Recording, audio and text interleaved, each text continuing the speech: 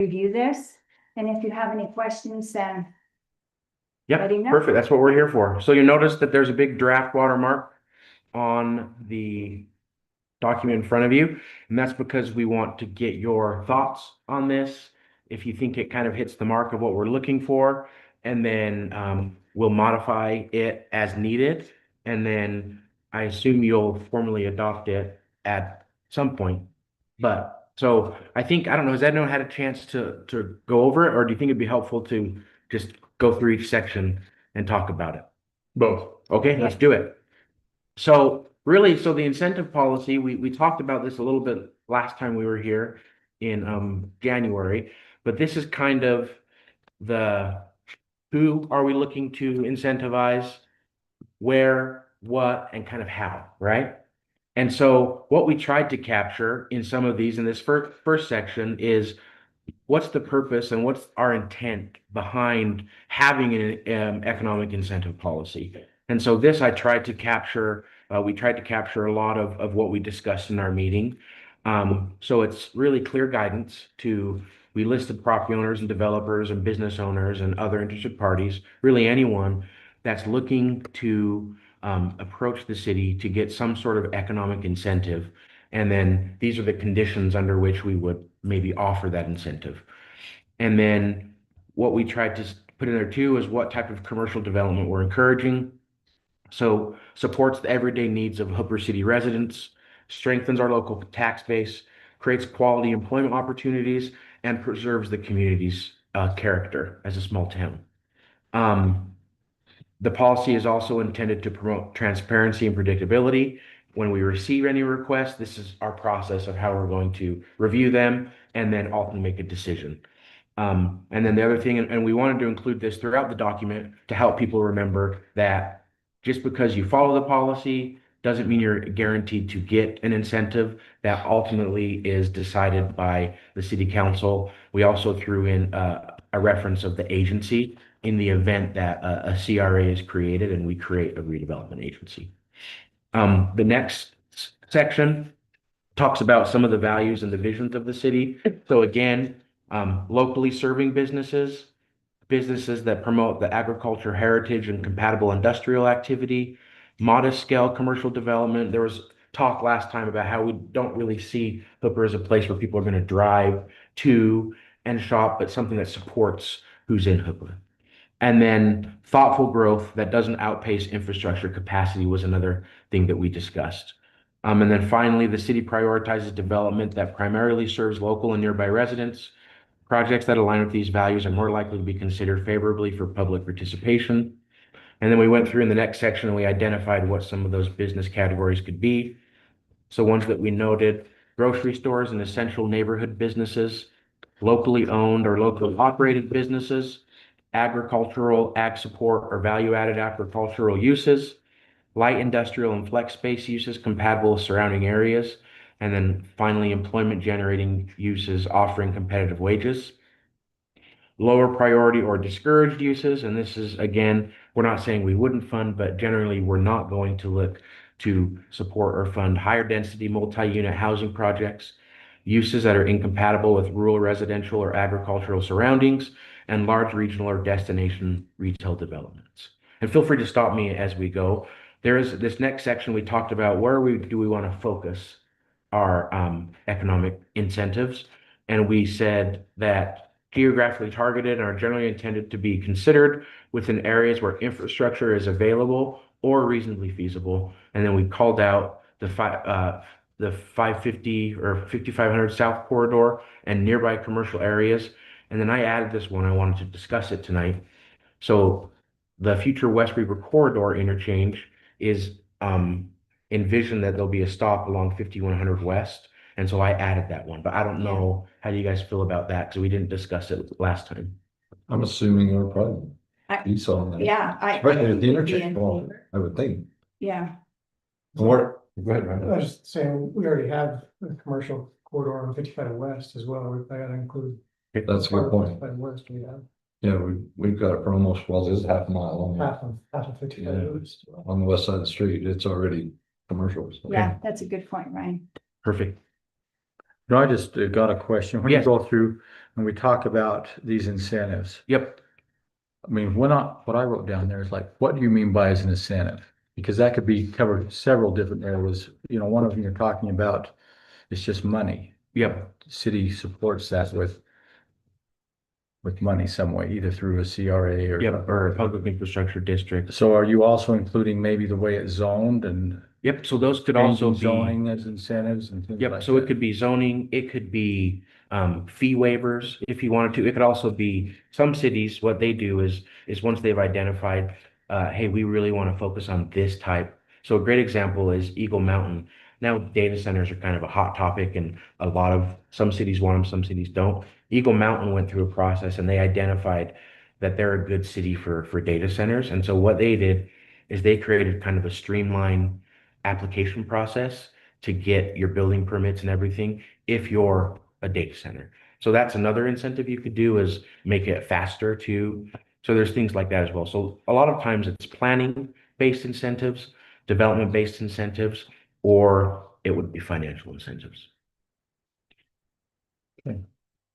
So, so we're gonna just leave it broad, right? Yeah. And I think that's good. I'm just sitting here thinking, you know, there's been a lot of talk of Terra Strata coming in. Yep. Well, you know, if we only have one Terra Strata coming in here, I think we need to somehow put it out there and try to get two or three people that's interested in it, and then, yeah, leaving these incentives vague for them, because if we've got two or three or even two, we got some bargaining power Mhm. on that. If we just have Terra Strata come in, you know, it's kind of either a take it or leave it, and that's just my thinking. You mentioned this last time that some cities will put in their incentive plan, like the first person to do this gets this incentive, like essentially to shop it or to create value add for whoever would be the pioneer to come into our community. Mhm. Is that included in this somewhere? So what we I don't want to included, skip ahead. no, you're great. But the last page, we just included that You're reading the ahead. policy may be amended for, market conditions, community priorities, things like that. Right. So we didn't, again, to your point, we wanted to keep this pretty broad Mhm. and really have it more be as a framework for when people do come in, when you do get a Terra Strata that comes in, to kind of say, okay, this is going to be our process to consider whether we give an economic incentive or not. So a lot of times we could put that in here if you want, but what you don't want to do is you don't want to say, hey, we're going to incentivize the first grocery is going to get this, but then we're not willing to do it after that because you might get approached by something that you really want. And then you're like, oh, we have that policy where we can't consider this. That's right. Beautiful. Then we wanted to include that we really want to tie these incentives that we offer to a need. And so there needs to be some sort of infrastructure or public benefit consideration for us to do this. So that just says incentives may be considered when projects contribute to or require public infrastructure that benefits not only the project, but the broader community. So that could be sewer and water extensions and upgrades, road and improvements, stormwater facilities, public spaces or parks serving commercial areas. And then we also mentioned that in some cases, off-site infrastructure improvements may be considered if they support the designated commercial corridor. Then we wanted to include investment thresholds and project prioritization. So we wanted to note that there are thresholds and triggers that influence incentive eligibility or levels. And those would be, we mentioned this last time.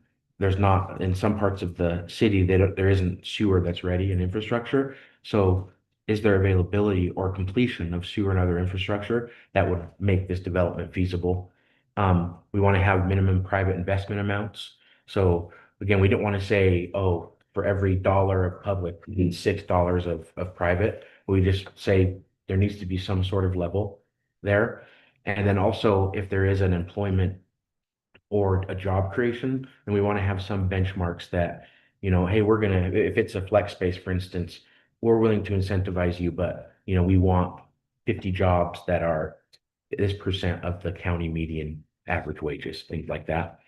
And then development benchmarks. That's what we talked about before, where You know, so with instance with Terra Strata, if it's like, hey, we want to do residential and commercial, maybe the benchmark is, hey, for every X amount of square feet of commercial, we'll let you build X amount units of housing. So something like that as well.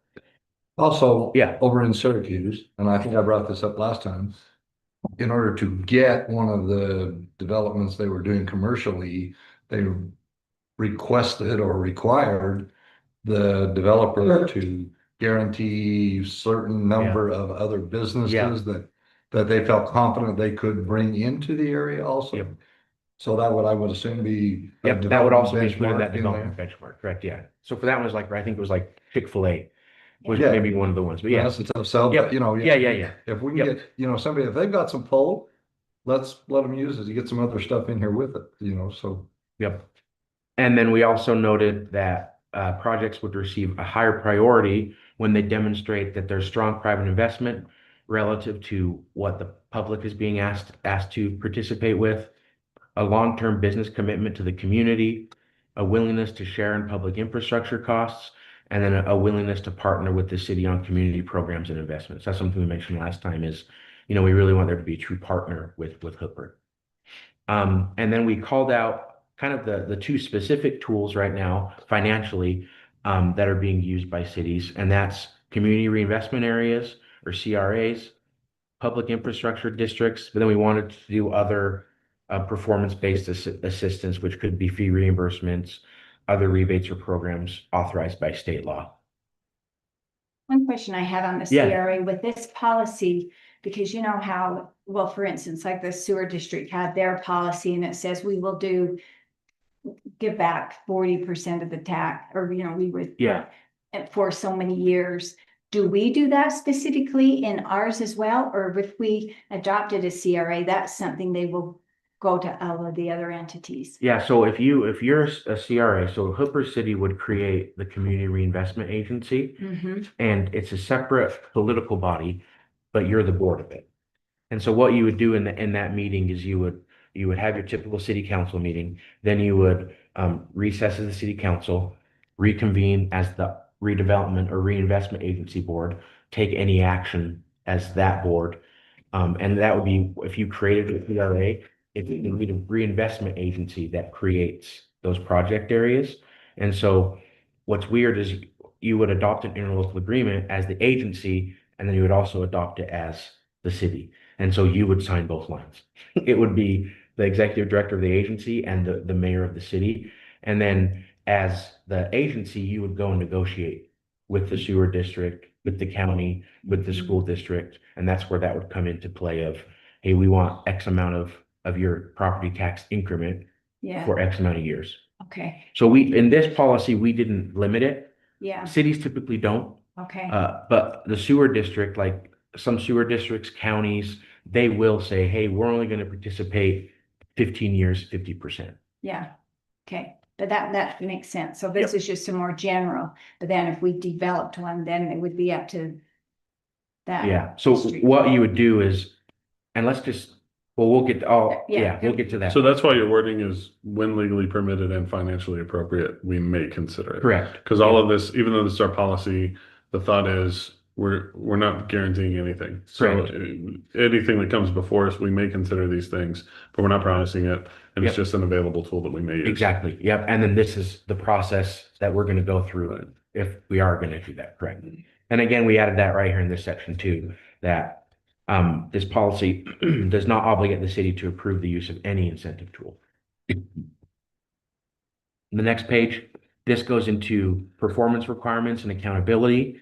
So ultimately, whether it be not necessarily through a PID's a little different, but with a CRA, a lot of these you'll have participation agreements. And that's where you kind of say, hey, we'll give you X amount of the tax increment, but then you need to do these things in order to qualify for it. Right.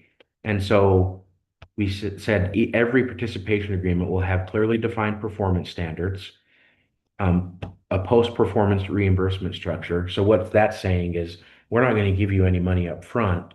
You have to build what you say you're going to build, and then you'll get a reimbursement. So it's post-performance, which makes it less risky for the city. And that's what we always say, it should be post-performance. some clawback or repayment provisions for non-performance. Now, didn't you say last time that putting a clawback in can be prohibitive to some? Could be, yep. Because some financial institutions won't fund if there's a clawback provision. Yep. And that's why, again, it's negotiated, right? Right. We want to have it if we can. And sometimes it could be, hey, we're gonna no longer, you're not gonna receive any more money if you don't meet this. Yeah. Or some of them will be okay with that provision, right? And if it's post-performance, it's a little easier Sure. to swallow because if they haven't met it, then they're not gonna get any generation off. Yeah, that's fair.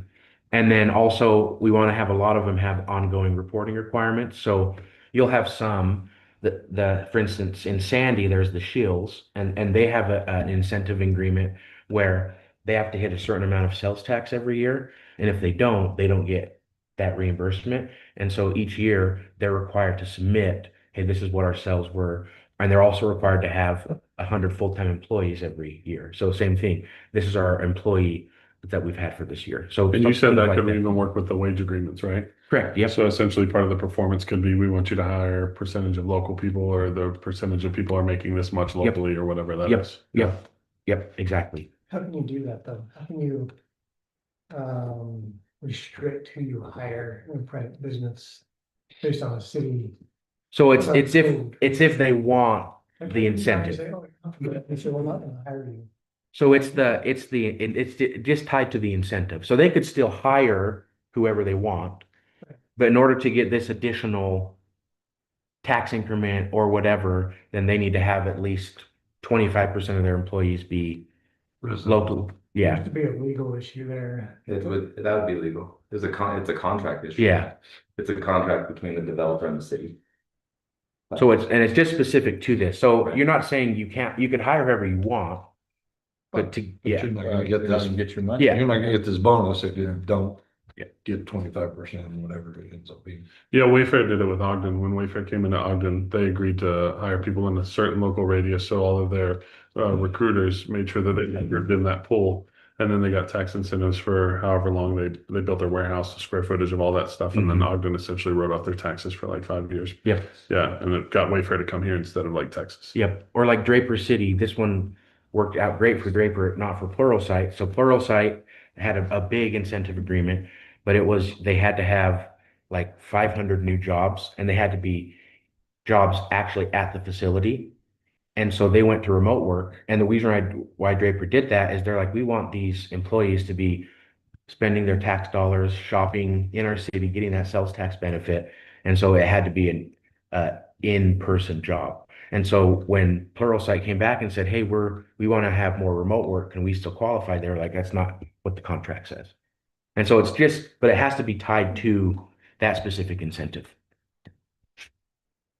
And then same thing, performance benchmarks, minimum investment levels, job creation or wage thresholds, and then business operation timeline. So a great example is Centerville City did an agreement with Young for their performance new development. And that one is, hey, you have to be in business for at least X amount of years. And if you close or anything, then obviously this incentive goes away.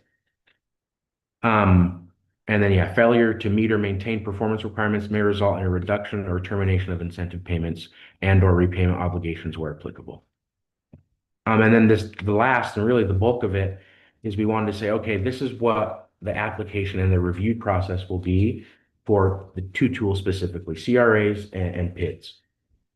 So for CRAs, what they would do is they would submit an initial application, and that would have a brief narrative that kind of describes what the development is, why there's a need for public participation that cannot be overcome by the private market, and then how does us creating the CRA benefit the city and its residents.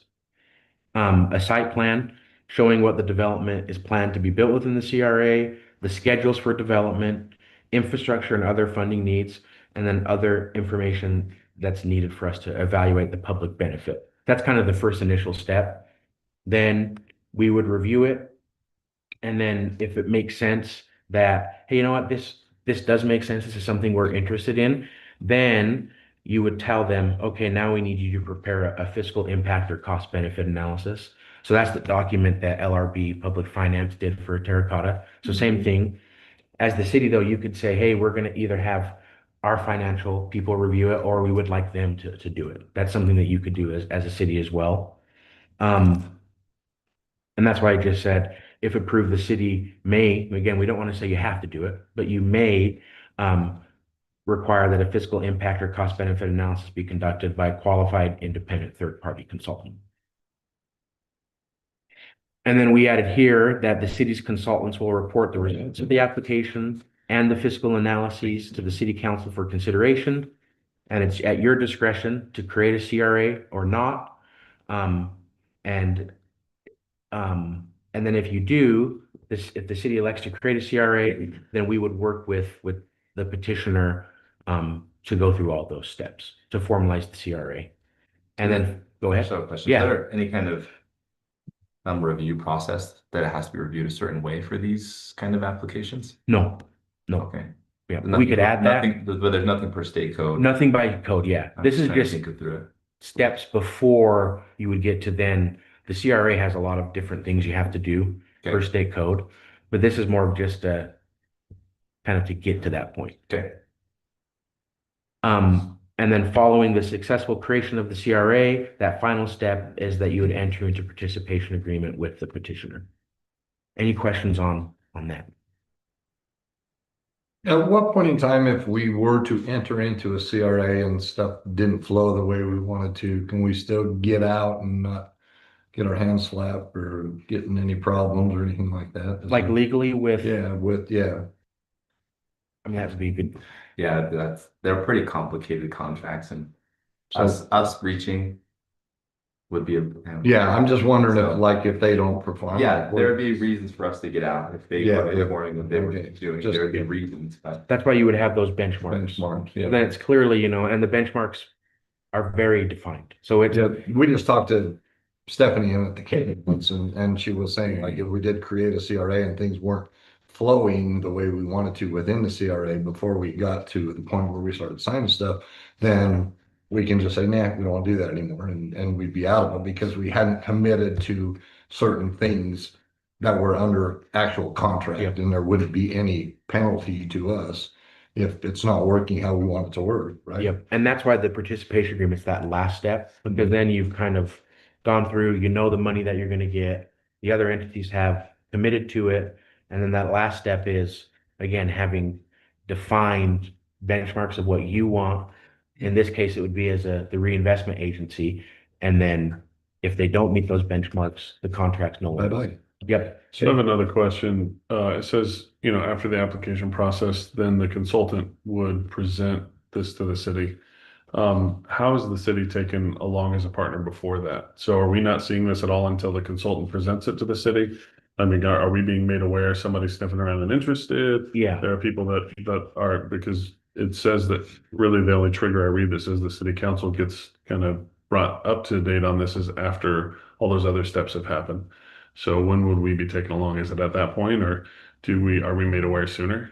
So it would be, you would be aware before, right? When they submit the application, we could also go over the application with the council. Okay, it's just not written in here that way, Yep. and so I'm just curious. Yep, I know. Especially with the Yeah. PID, Yeah. PID, the applications calls out city staff, financial consultants.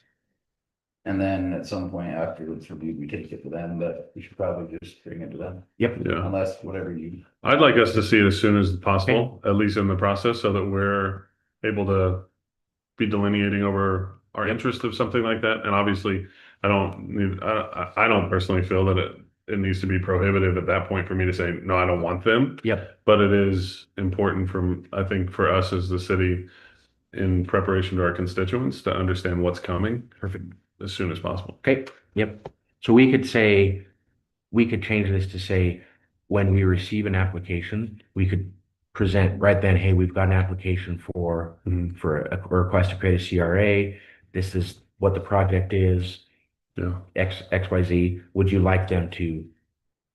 And that could even be brought, I mean, I don't know how y'all feel. I don't want to speak on behalf of anybody else, but that could even be brought, in my opinion, to a work meeting or something. It doesn't necessarily have to be an agenda item we're making a decision on, but it could be something that we can have for discussion. And then after they've proceeded, because you're not going to be able to answer all the questions Yep. anyway, Yep. but just making us at least aware. Okay. I don't know, do any of y'all, how do you feel about that? I'd like to know, is what you got, how we're coming. Well, and if we're the ones that are going to be having this community reinvestment area anyway, that is like you said, it would be in a city council meeting, and then we adjourn that and go, and then it's us that are in that other, we're going to have to know about it all the way along to make an informed decision whether we even want to do it or not. So what I, Something unrelated, but I feel like over the last year or so, we've been given all this information from subject experts on Mhm. CRAs and PIDs, and from Team Buchanan to other people to local people, I mean, you name it. We've been, here's all our opinions on CRAs and PIDs, and I feel like that's just what it is opinions, you Yeah. know? I mean, from a state auditor, she said, use caution. Yep. You know, be careful with this, because it's a fairly new tool, and some cities it's not working out so well. You know, and then you get to the county level and it's kind of half and half, working at some and not so much with Mhm. others. I feel like we need as many subject experts as possible when we're diving into something like this. Not to just go it on our own. yep, Or be told by a developer, this is how you're gonna do it. yep, Or et cetera, et cetera, et cetera. So some kind of language that says, hey, we're gonna use this subject expert to help us and guide us through this process, rather than just yep, go on our own, you know what I mean? And Yes. just have an example, That's what I point us mean. to an example of what they're teaching us. Like you can go see this in Syracuse City, or, well, actually point us to an example of Show what what worked, Yeah, basically. show us Sure, that- yeah. Yeah, I like to that. convince us that Yep. this is the right. and thing I to do. think that's the intent of the contract that we have an hourly contract as well, that Cody and I could help guide you through that process. Yeah. So and just from our standpoint, so I've created about 50 CRAs for cities all over the state. And what's been your, And so I'm what's been your success or not success? with them, so a lot, they're all successful. All of them. Yes. 100%. And if not, then to what you said, you don't make it to that point, right? And there's different levels of success. But for the most part, those once you've created them, and again, they're post-performance, right? So, but I would say maybe 90%. It just depends on, the circumstances and stuff. But for the most part, once you've created that CRA, market conditions can affect it. So Roy created one for the 1900, along 1900, that was going to be an apartment and other things. And they created it now 2 years ago, and there hasn't been any movement on it. But then the developer today just said, hey, looks like the market's correcting, and so we want to re-engage with the city. So they could be delayed in performance, but a lot of them, once you get to that point, they're, Why would the city not want to require a fiscal impact or cost benefit analysis? Is I there- think you always would. Yeah. Yeah. We just, again, wanted to put that May in there. But yeah, I would always suggest that you do that. So back to Ryan's question, that was actually one of my biggest fears of getting on this council was how do we not make a huge mistake? But if I understood it right, you guys are the ones that are preventing us from making the dumb mistakes. Is that right? That Yeah. You provide us all this information and just kind of guide us through it. Is Yeah. that So we're in your corner. Yep. So we work for you. You pay us, we represent you. So Cody, he's a financial advisor. So he also, his goal is to look out for your financial needs. And so any advice that we give you, it's with your best interest in mind. And then and I know this all comes with a cost for Mhm. you to do this, but if I understood it right, you guys pass that on to the developer. Yep. So we put that in this policy as well. Yeah. Okay, Yep. Well, they're paying for it. yeah. Yep. And back to what Ryan said, though, I want to make sure I understand. Yeah. Because you said you had 100% success, but that was after they got to the contract point, basically. Yeah. Once you've entered that Okay. participation agreement, There and was again, some fell apart, obviously, Yeah. everyone that was presented. did and so fall apart. if they do fall apart, right, you have those things in place where you're not on the hook for anything. Yeah, that's. I Yeah. think So what- you draft that agreement where it's all post-performance. Mhm. And so if they don't build it or it doesn't happen, we as a city aren't on the hook for anything. Yeah, maybe it would be helpful because for Ryan's edification, because he wasn't at the meeting when Yeah. we selected to and decided to contract with you guys. Can you tell him, because you let us understand, like your relationship with Hooper has been like over 20 years. So, Yeah. yeah, like you've So been. Cody, and he can't be here tonight, he apologized. He's worked with the city on, I want to say it's been for like impact fees and different things for over 20 years. You dealt with them before. So, Yeah. And then I presented a few years ago on CRAs and helping the city understand what a CRA is. I help right now Roy, I help Pleasant View, South Salt Lake, a lot of different cities all over the state. I'm the deputy director of economic development at Sandy City as well. So a lot of city experience. I was Davis County's economic development director for a brief period of time. So I think we have a lot of the qualifications to help Hooper make a great decision and decision that's, Seems like Tina said there was a lot of talk on the Hill with the legislature, even pending legislation this session. yeah, What have yeah, you heard as far as that goes? yeah. So Is TIF, this changing, is this process changing on the legislature side, or what is it? so from a CRA perspective, so I'm the president of the Utah Redevelopment Association, which is all of the CRAs and the redevelopment agencies all over Utah. So I've been really involved with the legislature this year, more so than I would have liked to have been. And TIF is and PIDs are being really looked at hard this year. And so with the CRA, the big thing that will be different is that now after we go through all this process, we have to submit all of the data and the but-for analysis is what they call it. So the rationale for creating it to, it's a new entity. It's going to be called STATS is the acronym for it, but it's a state level entity that will review our but-for, review everything and just make sure, hey, this money is needed and give us kind of the final okay to trigger tax increment. But the process is remaining the same. A lot of the changes honestly were the state created a lot of tax increment entities. So MIDA, the inland port, and they didn't really give them a lot of the same rules that we've had to live by for decades now. And so a lot of the changes are just making sure that those entities also have to report and have a little more transparency. And then PIDs, I'm not Cody's more of the PID expert than I am, honestly. And there are some discussions happening. PIDs are also now going to be required to do the same reporting and things like that. But yeah, though as changes happen, and that's something that we put in this policy, as state statute changes, then we'll modify our policy to match that state statute.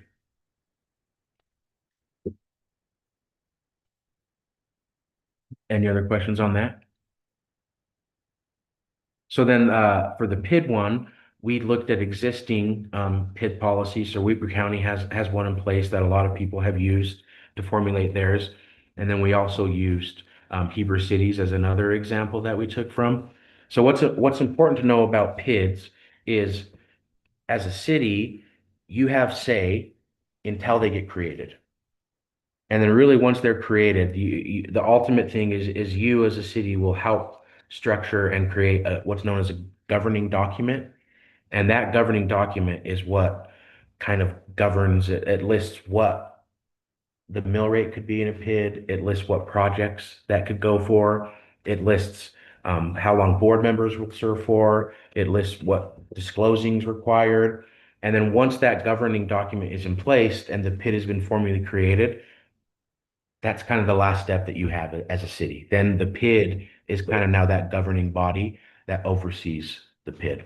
And so the steps that we've put in place for here are to make sure that we have a lot of data and a lot of the needed information to help us know, okay, is this something that we want to create? And what do we want to have in our governing document? So the first step would be they would submit a petition and a letter of intent, and they would submit it to the city office.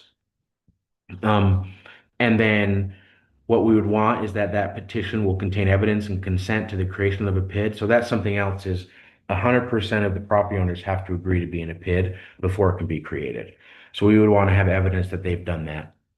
And then the petition and the letter will include a description of the PID, what's its size, where it's located, give us the history and what you're proposing on developing. Described what the development will be within the boundaries of the PID, densities, land uses, phasing, a summary of what's the needed infrastructure that you why you're needing to create the PID. Kind of what they're anticipating be the maximum mill levy, a sample plan of finance depicting what the possible sources and uses of funds would be for the district, and then a summary review of the difference between the development that would be in place if a PID is created, and then what would happen if we elected not to create a PID.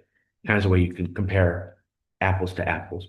Governing body of a PID, same as the CRA? What was that? Governing body of a PID would be the same. No, CRA? it's different. It's totally. Yeah, so the governing body of the PID is the district. Okay. Yeah. Then we don't want a timeline for the district creation, an acknowledgement that consent must be signed, the public benefit of the PID, disclosure of conflicts of interests, and then engagement letters between the applicant and any consultants and legal counsel that are being used. And then same thing, city staff, financial consultants, and again, we could change this too, if you'd like. Yeah, to add Yep. the council. Yeah, at a work session. And city council will review the letter of intent to make sure that, hey, we're going to give them direction to proceed to preparing a draft governing document for submittal. The governing document, and that's something that you would work on together with the district. And if the concept of the district's outlined in the letter of intent's approved, then you would work jointly, and we'll do city staff, city council. We'll add city council throughout all of these. We'll work jointly with the applicant to submit a governing document to you, and then you would take action on that governing document through your standard city and statutory processes.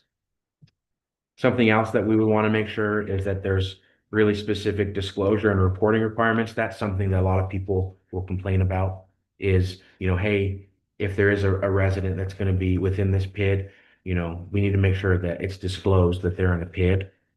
And so in this one, we anticipate specific language that they would have to put in their disclosure for a new homeowner that kind of says, hey, you're in a PID, this is what your impact's going to be. And that disclosure would be on a separate colored page of the closing release documents and shall require a signature that they acknowledge what they're signing. And then the last thing for that is we want to include annual reporting for them. And so we say that following their creation, at least annually, they'll come to the city council and you'll have a file that will be publicly available that will include the budget for the PID, their financial report and audit, the total debt information, who's on the board, what are your rules and regulations, what are your current agreements, just all the data that we would need to make sure that they're following that governing document. And like Tina said, this is a newer tool, right? It's only been in place for a few years. And so that's what's good is if a PID is considered, we might want to change this as we get future PID applicants. And then the other thing that we include there is, hey, application and processing fees, legal review, fiscal impact, all of these studies are paid by the developer or the petitioner.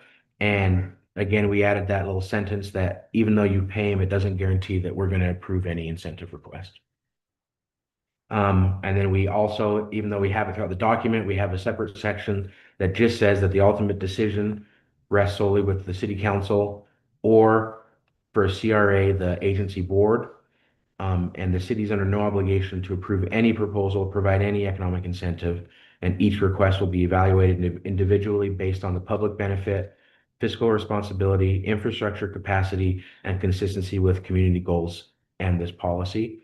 And then the last thing is just to say that in the event that our infrastructure capacity changes, market conditions change, community priorities change, or state law changes, that we can amend this policy. How do you feel about the and or with the CRA? So at first I had a response to it when I read it, but then I read it again and I understood the reason why it's in there is because the city council is the CRA. Yeah, We're just wearing a different hat. yeah, And so that's why you say and or. yeah. But you want me to switch it to just say or? Let's see, rest, Hooper City Council or that agency board. So So, we are the board, right? yeah, well, but it's a separate, so this, you are the board, but you're not, it's a separate hat. Because if you said and, it would require the council to approve, Yeah. put a hat So, on. There's a approve. step, Yeah. there's a step with the CRA where the plan's adopted by the RDA board, and then the city council has to adopt an ordinance that basically says we approve this plan. And so the council and the board are involved in creating a CRA. Yeah.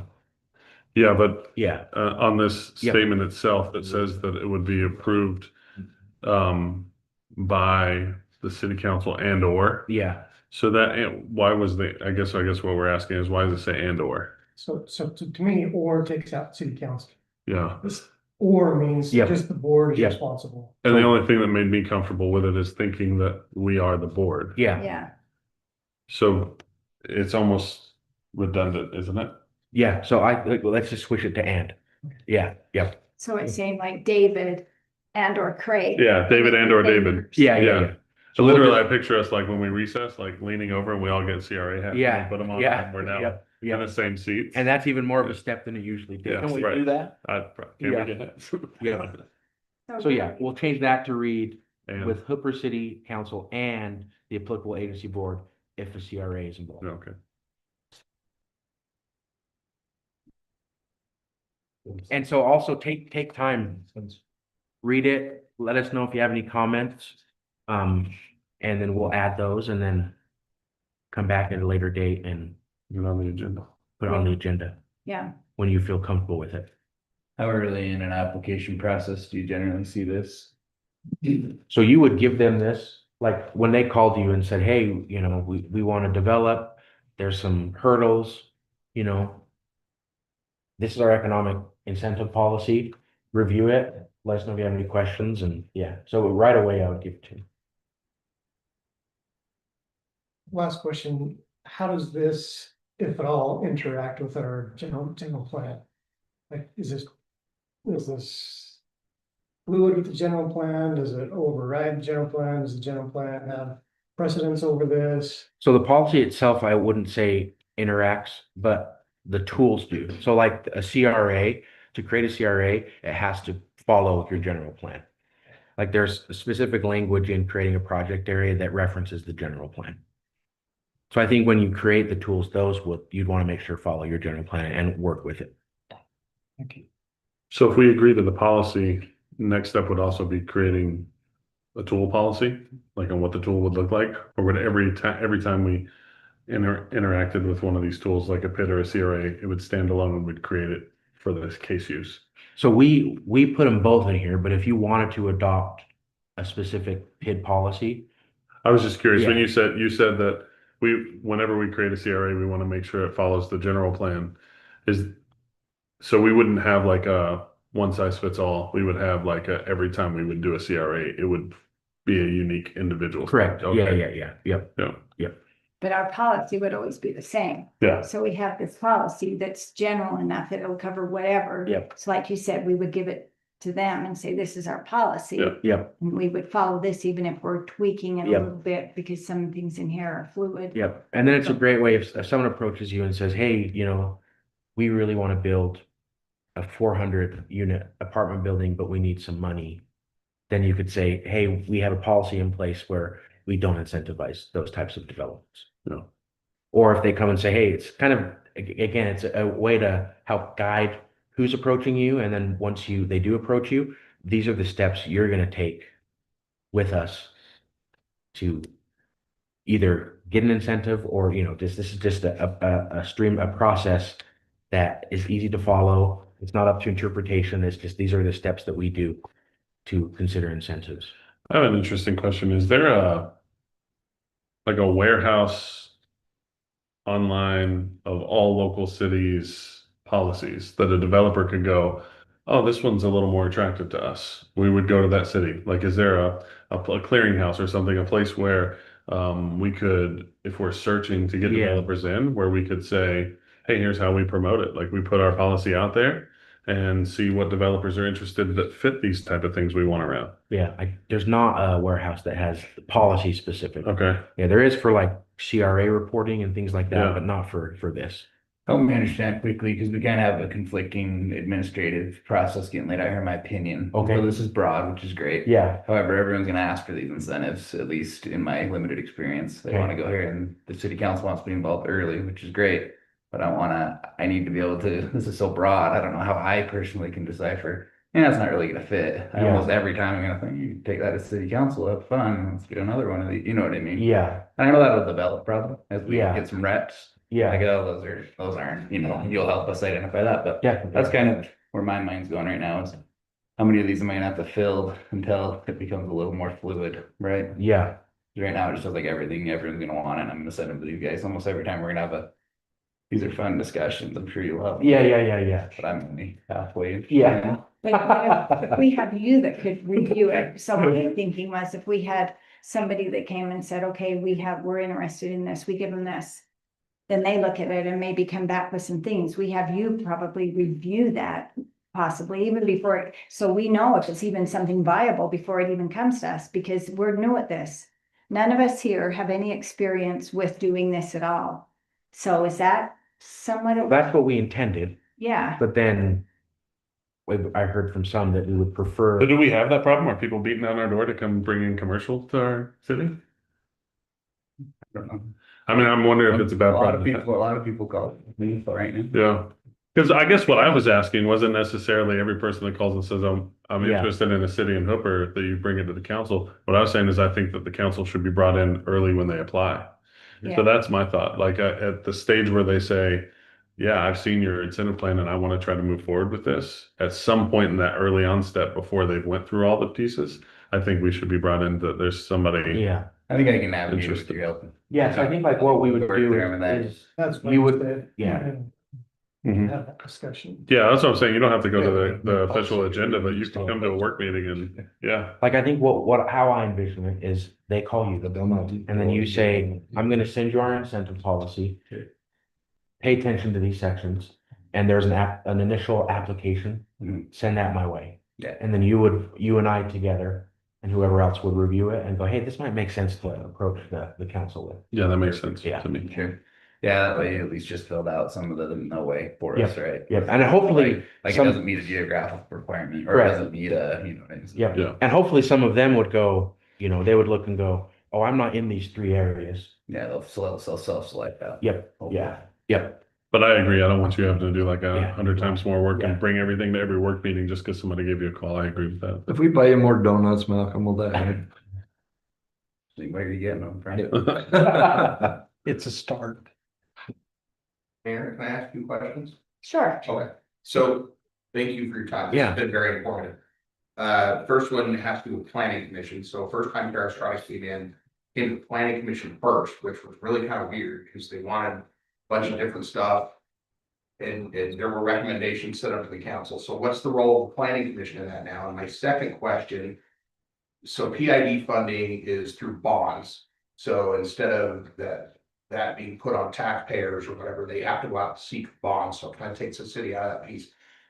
Is there a better fit for a PID than a CRA in certain circumstances? Does one fit better than the other? Where do you see that more commonly used? yeah. So the first question, I think the planning commission is involved more in the initial development review, right? So approving, hey, this is, we're gonna allow commercial use, we're gonna allow this to be zoned, right? That's typically where you would be involved with a CRA. Not so much, I've never presented to a planning commission in that CRA process, right? But it's usually that before they can get to that point, they've gone to the planning commission, you guys have given. So pending, okay, so if somebody applied to the planning commission, hey, pending review by the city council, these would be okay. So the planning commission would be involved in it before or after they, Typically it would be like, we would not create a CRA until they had approval from the planning commission to build what they want to build. Does that make? Yeah, like in the case of Terra Strata, they wanted like massive zoning changes. Yeah, And I just wonder what the function is of that, where, hey, the city's on board, we're ready to go, start that. so Lined up, yeah, and then it comes for the It would- planning commission, we're like, okay, what do we do with this? It would still have to go through the same legislative process. correct. Okay. We have this. It would have to go through, yeah, and you would never create a CRA that the planning commission hasn't approved of the zoning for that, those uses. The contract would be with the city, but still all the legislative process would have to go through Yeah, any kind of change of zoning. That's what should happen like with planning commission. There's just zoning. They're just saying Yeah. what they want. Does it fill? Sure. Any recommendations as far as CRA is not a planning commission function. That is legislative. That's That's what yeah. got. that's a city, yeah. So your involvement would still just be with zoning, Yeah, yeah. Yep. yeah. And then the last question, with a PID, so one thing is, so they charge a property tax, Right. right? Or they could also do a fee as well, but it's just for what's in that PID Sure. boundary. And so, there isn't as much city involvement and impact, right? Like but what I would say, is a lot of the times you would do a PID if there's a lot of infrastructure need. And so I know Weber County, that's what Stephanie always will talk about is, hey, if there's a lot of infrastructure, then it might make sense to go the PID route instead of a CRA route. So like a CRA route could be, so for example, again, Helping Pleasant View, the Rise Bakery is looking to do a big expansion. And so they're going to have a lot of personal property, machines that they need to build. They're doing things more energy efficiently. They're doing things with the parking lot. They're doing things that aren't necessarily public infrastructure. So you wouldn't create a PID there because they don't have any qualifying expenses. Okay, that makes sense. Yep. And a lot of times it could be as at a city level, hey, do we want to do a CRA? Do we want to do a PID? The difficult thing with CRAs is it requires us as an agency going to every taxing entity Yeah. and saying, hey, give us a piece of your property tax increment. Sure. But the benefit too is it's not a tax increase, right? Yeah. Yeah. Like you're negotiating future taxes that don't exist. But typically it's what's the infrastructure need. All of these tools, it's that first step of tell us why you need our help. Yeah. And then as a city, as staff, as consultants, we say, okay, what tool makes the most sense here? And that's part of the but-for argument, right? Correct. Yep. But PIDs require 100% Property owner participation. buy-in.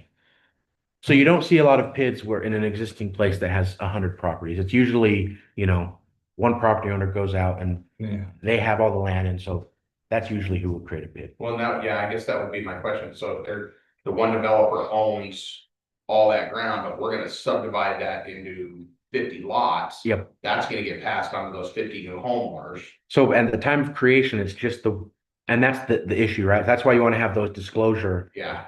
requirements in place. Okay. Which is that separate color document you were talking Correct, about? yeah. So then they know, they're not getting tricked in. It's like, hey, you're in a PID. This is what it means to you. Sure. And typically, HOA almost. yeah, and typically to create a PID, right?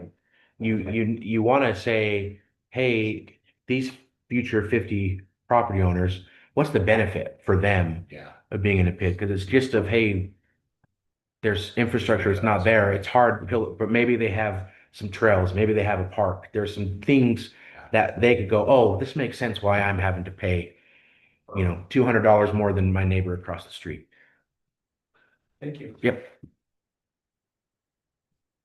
Okay, any other questions? So how long, council, do you want to review this before we bring it to be on a city council for vote? If we give you a week, does that give you enough time? Do you need 2 weeks? I mean, I don't want this just to get put somewhere and then we forget about it. So our city council meetings in March are March 5th and March 26th. So if you had a week and then March 19th, yes, you're right.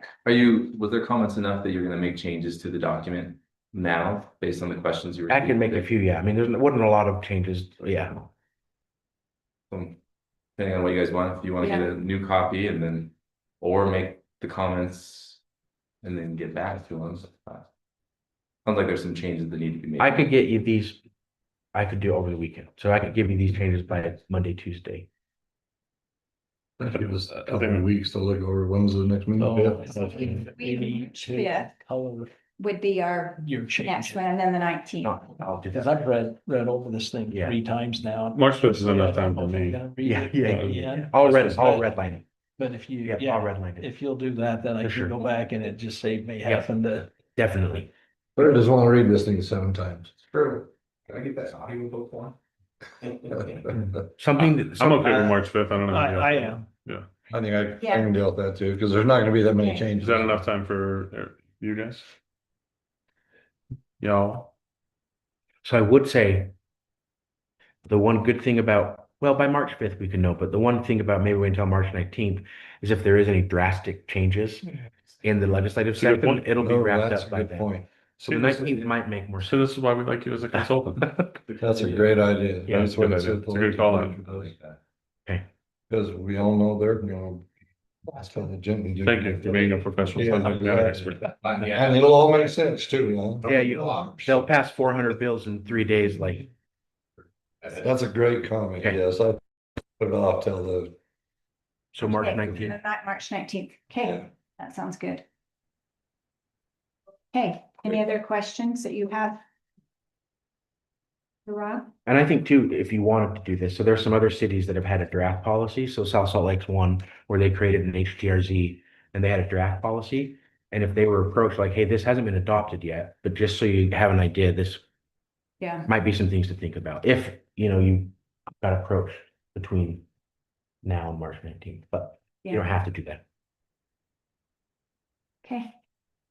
Anything else for Rob? It's not your first rodeo, is it? I've had a few of them, yeah. Malcolm, how do you feel about this? How do you feel? Do you feel like this adds a layer that helps you streamline some things? That'll be good. Is it beneficial though? I mean, I don't want to just create stuff for the sake of creating it either. Is it valuable? Nice, valuable. Yep. I think we will have a pretty serious one. I think Terra Strata will already have made an application prior to the 19th. So can we use this as a draft? Did you say? For sure, yeah. I mean, yeah. So you make those changes and get it back to us? Yeah, I'll make the if you changes, can, yeah. And then we can still review it. And Anyway, Okay, anything else for Rob? Okay, well, thank you. Thanks so much. We appreciate Yep. you coming. Thanks, Yep, Rob. we'll see you in a few weeks. Okay, that sounds great. Good luck Be with careful. legislation. So we'll just Thank- plan on you, if you, well, because we will have this as a motion on our 19th meeting, that would be at 7 o'clock. Yep, So if you wanted to come and then if the council had any questions prior to us motioning Okay. on that, so, perfect. Okay. Okay. And it'll be me or Cody, okay, one of us. either one. We're Okay, happy perfect. for Thanks so either one. much. Okay, Have a great thank you. night. Okay, so the next thing on our agenda then, Darren is going to do a. Okay, Oh, See- okay. it's gonna be quick. Okay, It's gonna be quick and it's gonna be simple. Yeah. All right, quick and simple. You guys are all experts now. The new 3 experts. We got some experts in the house on closed door meetings. So I'm gonna a couple of public meeting issues, but then closed door. I deal with closed door all the time. I deal with an agency in South Salt Lake that we do closed door meetings every single meeting. It's an interesting time. Is there any issue that the agenda says that we're going to be discussing open? It is the Open and Public Meetings Act. Okay, yeah, So that's part of the All closed right. door meeting. fair. Just one. Sorry. So, good. Hey, that is a great question. So let's go. What's going on? Did I do something with the pen? no, I don't think so. Hold on. Malcolm made me use his computer. How about now? Let's try it. Oh, there you go. Okay. You got a laser on there too. All right. Probably Public, don't show on this. public meetings need to be open to the public. All right, just based on what they're called, they need to be open and they can be closed. Now, this is a lot of statute comes in here, a lot of code. So right here, it is a lot, okay? But it's important because this is how closed door meetings need to happen. So that code right there, 204, talks about the procedure of how closed door needs to happen. We have our own code, but that doesn't matter. We need to follow the state code. So that's how that needs to happen. I'm actually right now currently making changes to our code to just make sure that it fits well. It's not like our code is completely against state code, but I'm just making some changes to just have us be directed right to here. So that's the procedure. And then 205 talks about when we can have them. We can only have closed meetings for certain reasons. We'll go back to that. Yeah, go ahead. Can I ask a question? Absolutely. Part How can you see that? You gonna pretend you can read that from there? A3. So are you gonna get us a copy of this? 2/3. Can you define, Yep. we've had this discussion, I know. Yeah. So Define what the two- 2/3 means under state. of course, exactly. 2/3 only applies to this code. So, but I'm going to show you how. So let's go there. All right. It needs to be properly noticed and there needs to be a quorum present. So here's our code for a quorum. But our code doesn't really matter because state code dictates what a quorum is. So a quorum according to state code for a 6-member is 3 councilmen minus excluding the mayor. So that is a quorum. That is a quorum. That's what needs to happen. Now, in order to go into a closed door meeting, 2/3 quorum vote to close. That's the only place that the 2/3 of the quorum would apply. So if we had, That's only two. That's 2 out of the. 2 out of the two 3, existing three that. 2 of the present three. existing 3. So it just has to be over 2/3. Does that make sense? But yeah, I think state code used to have 2/3 more involved with the quorum numbers, but yeah, 6-member is 3. But in the case of 5, Let's do it. it only has to be 4. Because 3 is only 60%. So 2/3 would be if there's 5. So if there's 5 members, including the mayor. Oh, there's no. Okay, there's 5 members, Mhm. excluding the mayor, but we still have the mayor there. Take They could 3. do 3 divided by 5 The- is 0.6. Are you counting the mayor? No, So you're not counting the mayor. Excludes the mayor. So really you have 6 men, 6. so 6. You really have 6 because if there was a tie, then she would still break the tie. Okay, so it has to be 4 with the mayor, So, correct? yeah, that's right. Yes. 5. Well, no. The mayor's vote doesn't count unless there's a tie. That's what I'm saying. So if there is a tie, then she would just break the vote. What are we talking about? We're What talking happened? about what's required to vote to close? Yes. Okay, so to So make the there's 5. decision, So if there's 5 and you're saying, 3 is only 60%. so 3 to vote into 2/3. Ryan, why are you doing math on me? Because we've already. We talked about the training we had, No, that we went online to train. First, we were asking what a quorum is. Yeah, the quorum It's is 3. 3. That we But understood. it's talking Then we got this. voting to close. The math is, maybe if I see it happen, okay, so we see it happen, okay? So we have all of you, we have 5 of you here, So that's okay? Mhm. Oh, there's, yeah, 20% each. yeah, 20% each. So yeah, it'd that's either right. be 60, it'd either That's be right. 60 or. So what he's saying is, For the 60. all right, but let me ask you this. If That's you only, right. okay. All 5 are here. but if a quorum is 3 Okay, and you only need 2/3 of that quorum, then you only need 2. only need 2. Right. Just because the amount of people here go up, it doesn't mean the quorum is larger. The quorum still is 3. The law defines the quorum as 3. But that's just 2/3. No, 2/3 of the quorum present. That's present. Yeah, but the quorum No, is no. what is the definition, right? No, that's just the minimum. Mhm. So, Okay. yeah, the quorum, So it can be 3, 4, or 5. So if you have more people here, it's harder to close a meeting? yeah, Yes. Yeah. yep, It's interesting. that's exactly right. So if we want to close the meeting, Ryan, we'll just ask you to stay home.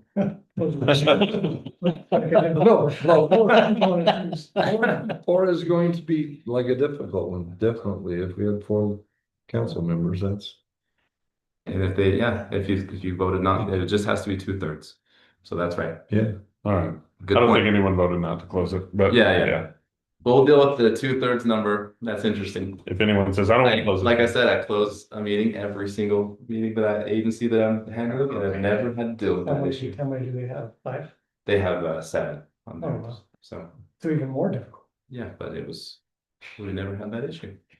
So you So, have to have 5. so Ryan, I mean, I'm sure the Hooper Council will have to deal with this issue, when. I'm sure we never will. Yeah. No, it's I think it's appropriate. Question of the sound. It's appropriate for sure. It's good.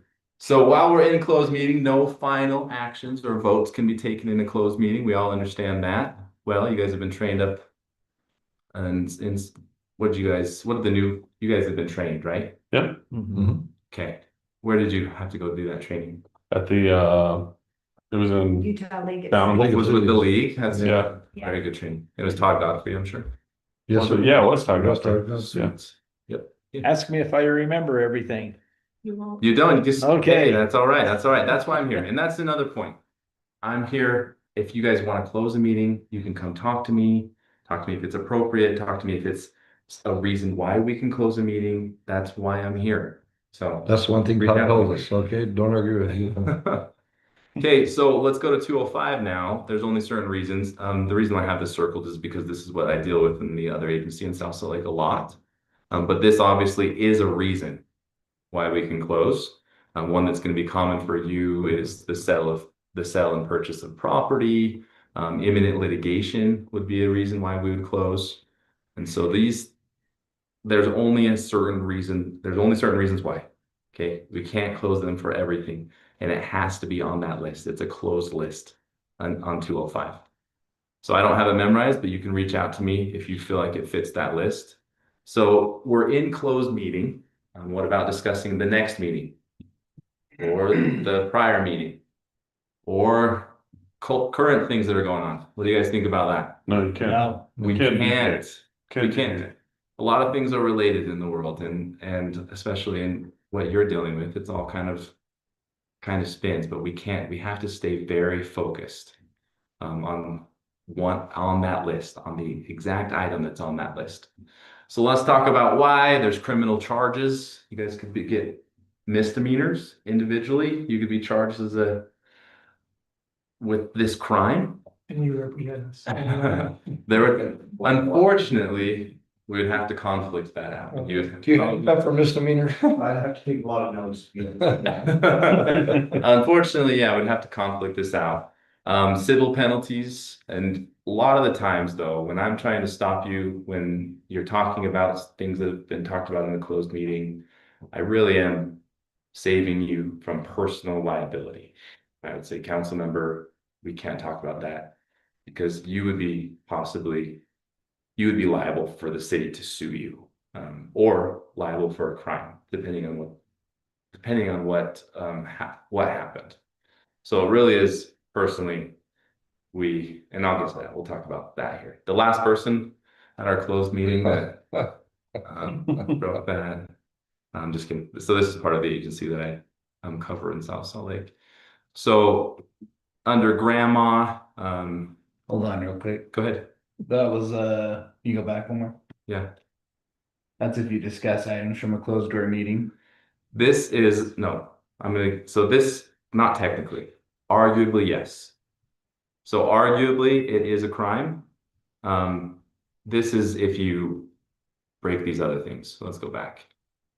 If you're doing a closed meeting that's not on that list, if you're discussing things in a closed meeting that should not be discussed in a closed meeting, if you're making decisions in a closed meeting, those are crimes. That's a misdemeanor. And arguably, discussing things outside of a closed meeting, arguably, is part of that crime. But I'll tell you that everything that we discuss should be held in confidence. And that's where the city would help hold you liable. So if one of the council members breached that and went and told everybody what we discussed, the city could sue you. So you could be found liable. Go ahead. Isn't it true that the council can choose to disclose the contents of a closed door meeting? Like we could vote to open it and make it public and release the recordings and. If the council decided that, yes. Yeah. So So, I any mean, council decision. A Sorry. majority? I have to look at that. I have to do some. I know it's if the council decides, but I was doing some research on it because of that, because we've had a couple closed door meetings recently. Right. And wondering like, if a council member is not present and we need to bring them up to, what can we do? Because we don't want to violate those things. And so the only things that I found were like we could either enter another closed door meeting and have a discussion. We couldn't say this is what we discussed last time, but we could have a discussion and bring them up to speed. And then we could also vote to open the meeting, right? If he wants, so we have it recorded, right? We can show somebody that's not there, a member of the council. Okay, If they're a member of the council, yeah, it's the city's property. that's what I thought. So that's why I thought it was So- governed in that way, that the city, so like if a council member wasn't present for a closed door meeting, but that information might be valuable to make a Let me decision. do some research on that, but I've had that question before. Yeah. Let me just kind of get back into my brain of Yeah. doing that research, Okay, but potentially we could just Listen to them. listen to the report if you're absent. I mean, that person would not be able to discuss it. So, If they talk to themselves, is that? yeah. Yeah, let me do some research on that. Okay. Yeah. Good. and this includes your spouse, right? Because I looked that up. Right. You cannot disclose the contents of a closed This door meeting to your is- spouse. No, Yeah. this is closed door meeting. It's 5 o'clock, Dave. I told my wife, hey, I gotta tell you, I can't talk about And I stuff. think there's reasons why it's not specifically included in that Yeah. line. I've researched that over and over again on whether that's part of it. It's arguably is, but it does get complicated. But really, you're liable to the city. Right. The whole point of the closed door meeting is to keep that confident. So just keep your Yeah, mouth shut. Just keep your mouth shut. Yeah. Okay. Yeah, I like the So- way. We had a case in point, when I was trying to explain, because it appeared there was a decision made the day after the closed door meeting, right? And I was Right. trying to say that we shouldn't have been making a decision, but a decision was made the day after. Right. And so then we clarified that and we said, hey, we're not talking about the meeting. Not the meeting. We're but talking a about decision was after. made after. the That's meeting. exactly right. And so, and I do this and you guys all told me you don't watch Lord of the Rings I last do. time. But Whatever. Never we need seen to it. keep it secret. We need to keep it safe. Okay? Discuss topics allowed only by law. Okay? If you are feeling like you're discussing, first off, we should be announcing what we're going to go in there and discuss. So we should know. We don't go out of that topic. That topic is what we talk about. And when you say announcing, we're not, because like, we're gonna put a general, General. yeah, we're gonna talk generally, we're gonna announce generally what we're going to discuss. It Right. could be one of these 5 things, Exactly. and then we'll go, but when we go in there, we'll. Which is a good way to do it. I think that's a good procedure that we've been putting on our agendas. Voting procedures, what are we going here? Should there not show information in closed session, especially on the dais when we're discussing other issues? I mean, we're not opening that up to the public. But let me think. All right, let's do a quick quiz. Are you ready? 2 council, and this is gonna bring up, maybe this is the 2/3. Just kidding. This won't be it. 2 council and oh shoot, I changed this just today, so I'm sorry about the mayor. Show up for the meeting. What do they need to do to close the meeting? Trick question, they can't, right? They can't. Okay, you have to have a quorum. All right. Okay, I think we're in the closed What? meeting. You rolling your eyes, Malcolm? No, I'm lost. I don't follow that stuff, but I thought the mayor would constitute, 3 of them would constitute. How many do you have to have for majority? For a quorum, there has to be 3, Excluding. 3 excluding the mayor. Mayor doesn't count, that's a. You did, Phil. I only have 2 questions. So I have a question on that then. Go ahead. So currently, because of the Open Meetings Act, say me and the mayor and Larry are driving to St. George. Hmm. We're not in a quorum. We can discuss whatever we want. It's legally, it's not a quorum. It's questionable. It's something maybe we shouldn't. We be don't doing. like it. We don't encourage it, Yeah, we don't like it. but it's not a quorum, so it's Because not a. it looks, the public can see it, but That is- legally, if we're just looking at code and you're asking me, Yeah, is that against the law? No. yeah, so that was the thing that I think Godfrey kind of clarified, like it's, because there were some cities that do retreats together, Mhm. and he was explaining like, well, yeah, you go on a retreat, you're technically a quorum, but don't discuss city business, Oh, yeah. and just making a point you don't do that, and because people were like, well, how can we, Well, there's a definition of meeting too, yeah, so that would change and okay, impact that analysis. right. So, But yeah, that You're was just kind of. talking about your family, all of Right. you together right now. Yeah. I mean, not right now. Outside, Yeah. that's not a public meeting issue. Yeah, because there were some cities that were saying they have like group chats or something, and he was like, I wouldn't advise that. Because what if it's really quickly that would turn into a Right. meeting if somebody brought something up. And I would advise against that. Yeah. Yeah, okay, fair. All right, next question. We're in the closed door meeting. We've got all the quorum there. Look, the entire 9 are there. Wow. I think that then someone starts discussing, I think that policy is outdated and we should do this instead. Start discussing policy. So it's a misdemeanor. We just can't do it. I know it's hard. It's hard while we're in there.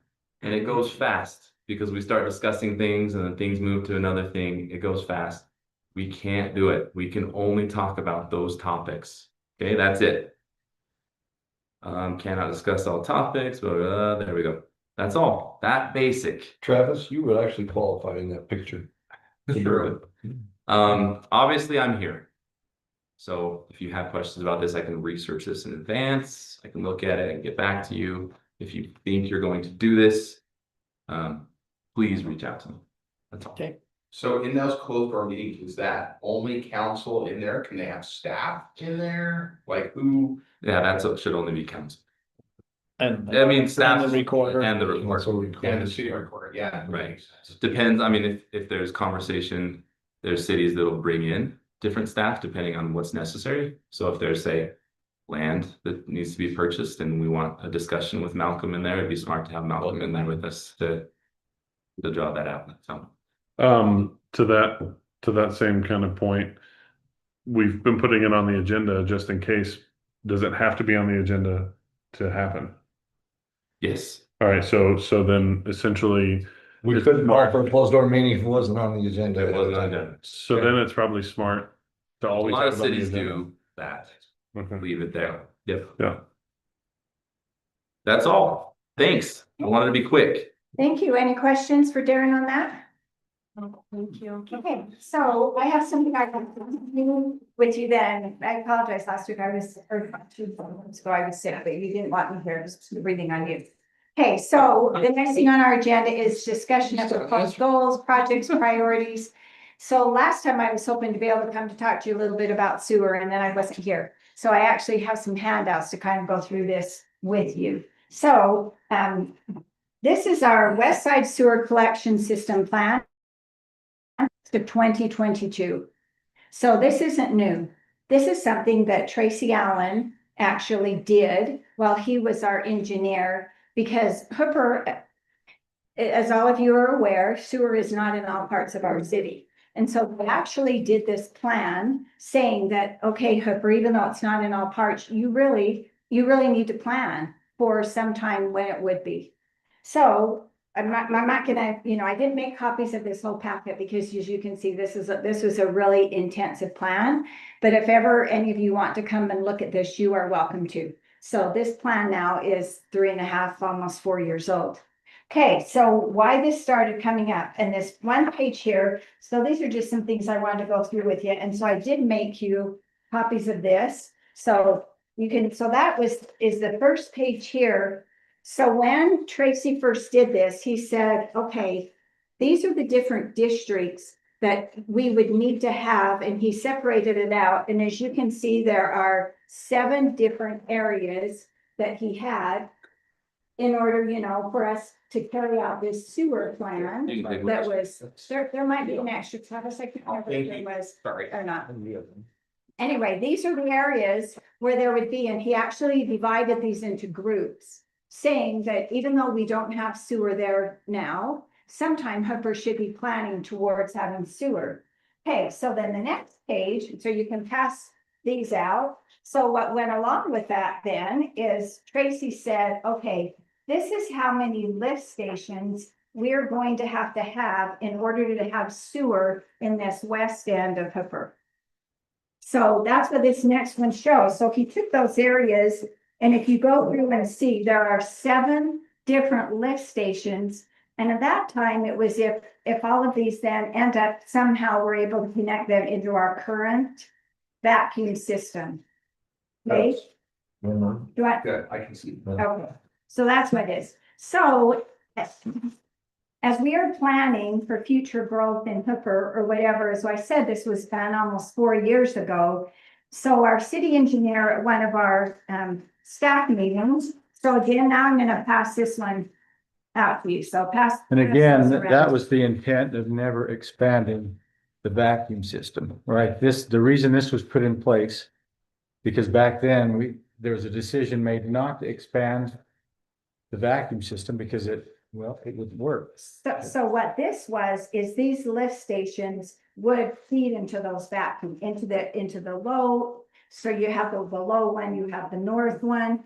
These would have eventually done that, but I'll finish explaining this and then we'll talk about that. So, our engineer came to a city staff meeting one time and said, okay, I've thought of this plan that could probably be feasible. So currently in the Davis County Hooper that has now been annexed into West Point. So if you look at this map now, and he brought this and said, he thought that there was a way that we could actually gravity feed so much of Hooper and it would, so if you compare this to the maps, and this had like the 7, he said he was sure everything south of 5500 south could gravity feed and go into the North Davis sewer plant. And, from talking with Jared, and so back to Dale, what you were saying, we don't want any more going into our vacuum system. Yeah. From now on, anything we do as a city, we want it to be gravity fed.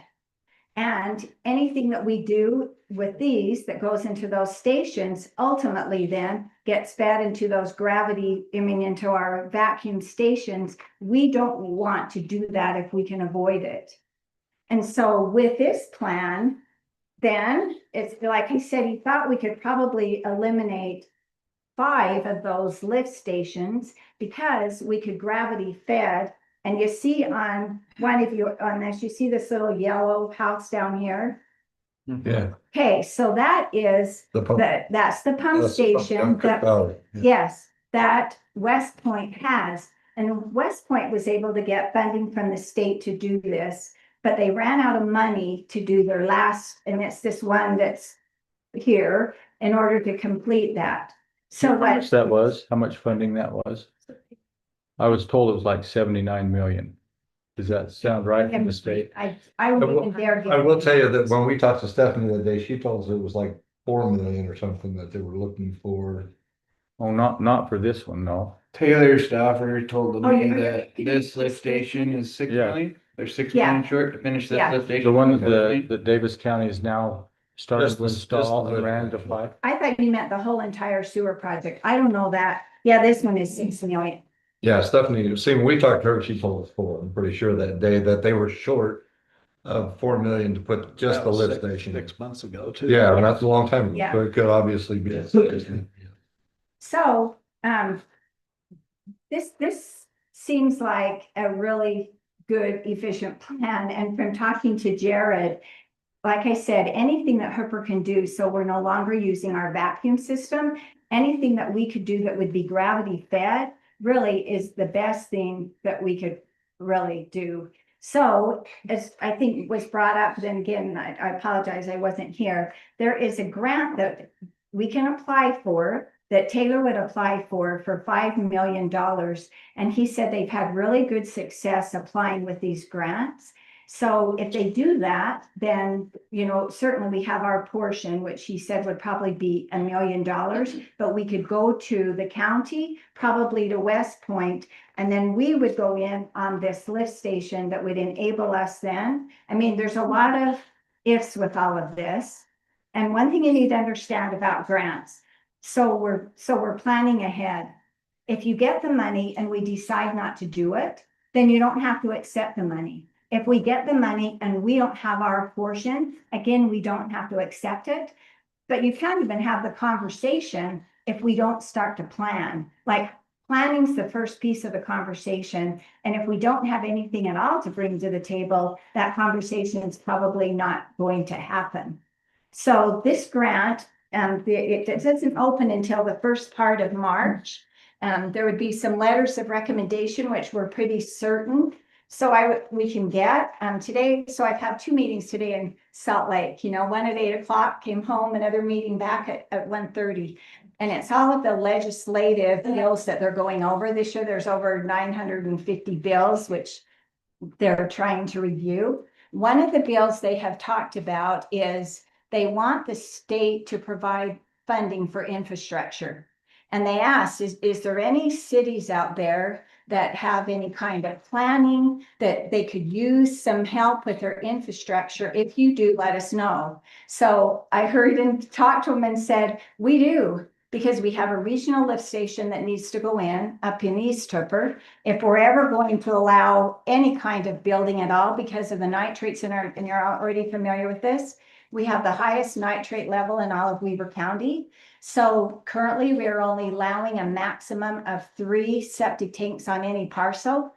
So if someone has 20 acres, even if they wanted to divide that and put 1 acre lots, we are allowing them to have 3, because we're not allowing them to do any more septic tanks.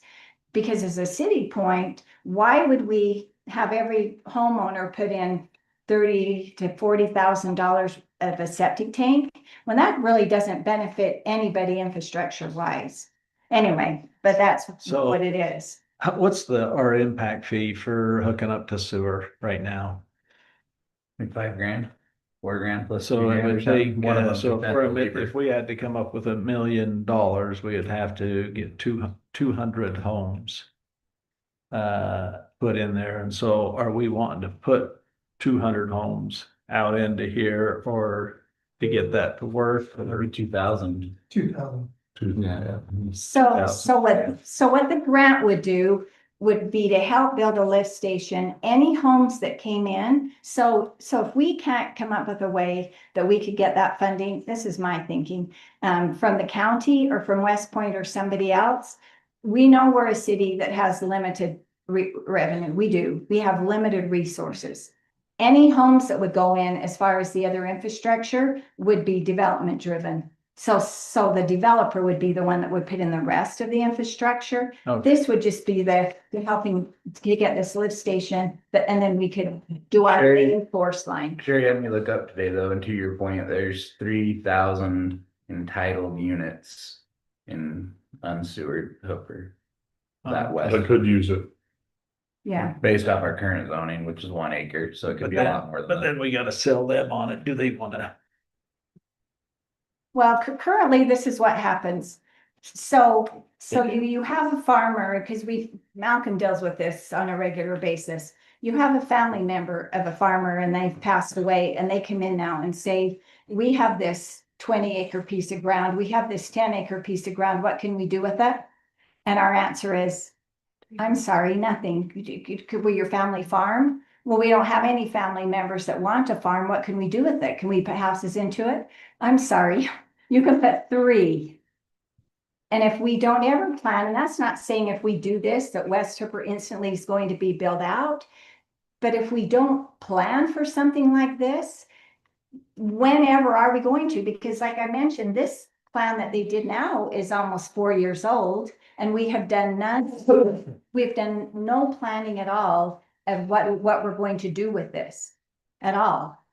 And so, like I mentioned, we are pretty solid that we don't want to have any more other than infill. Like Jared said, if you have houses that are in the middle of where our vacuum system already is, of course, they're going to hook into that vacuum system because they're already there. We don't want any new large subdivisions coming and wanting to hook into our vacuum system. It doesn't, we have too many expenses to even do Define that. large, what's large subdivisions? Well, even if it was 20 homes. So we have 20 going in right by the church.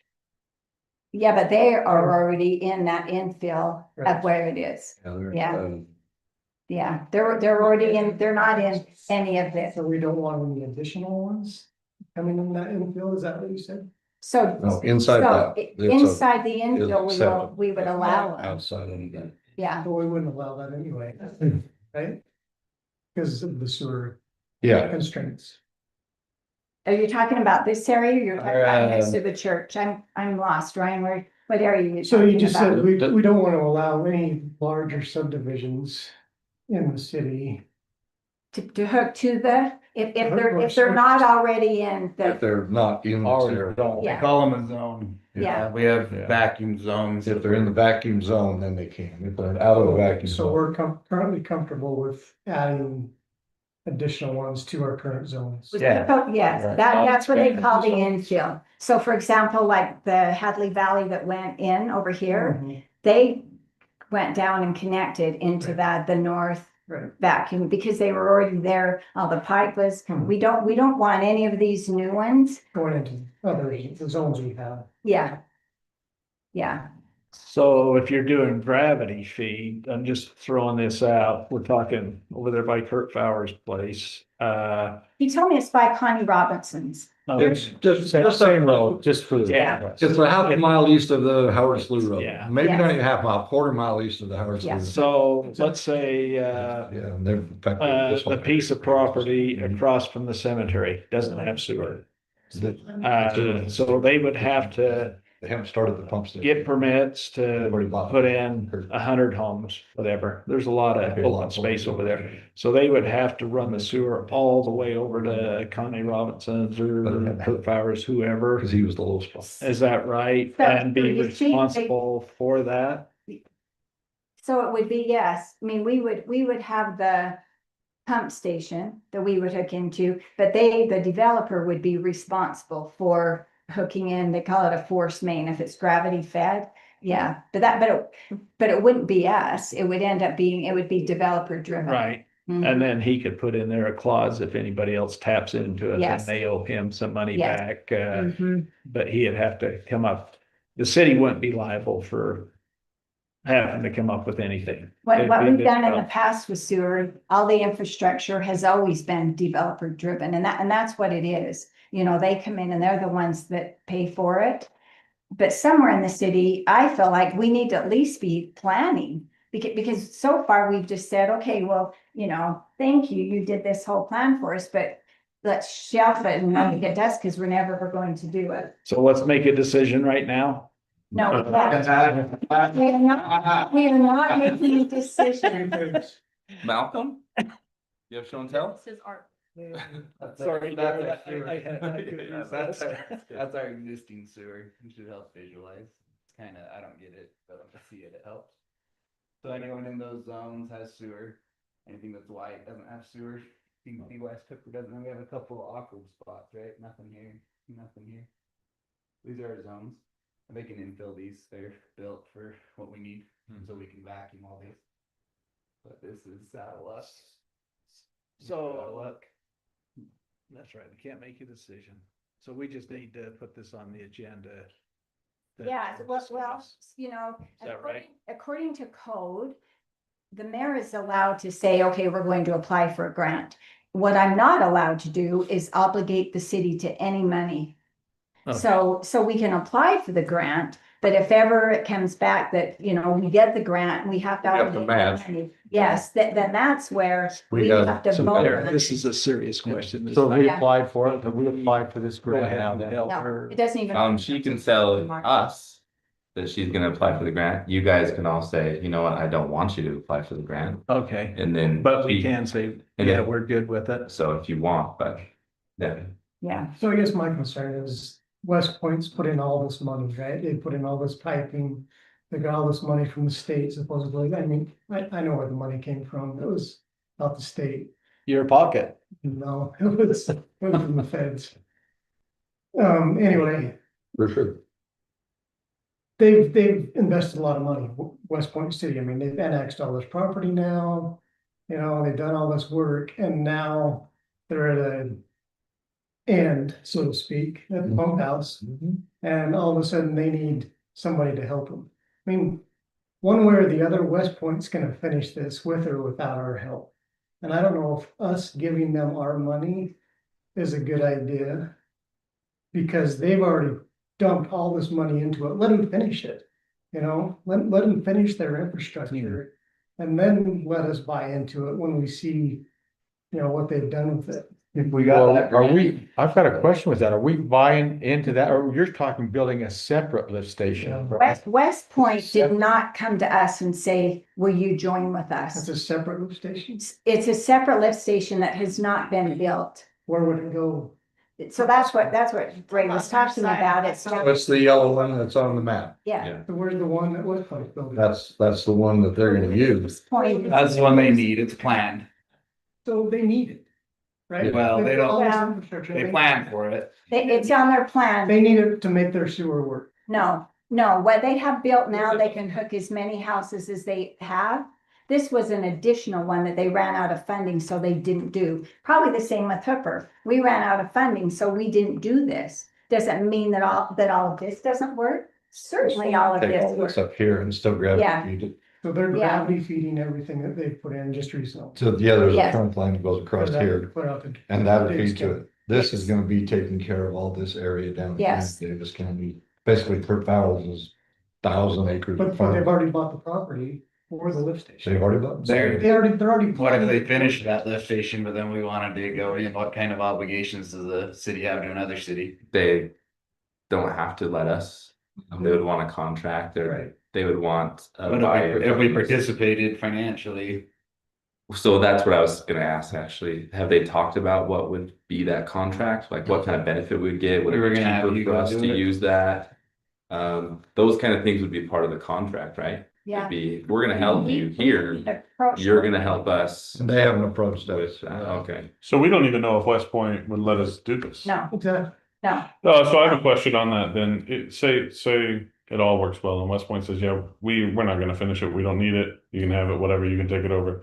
What does $1 million buy us? What is the value of us putting $1 million into this? Cause I know it's for the potential use down the road.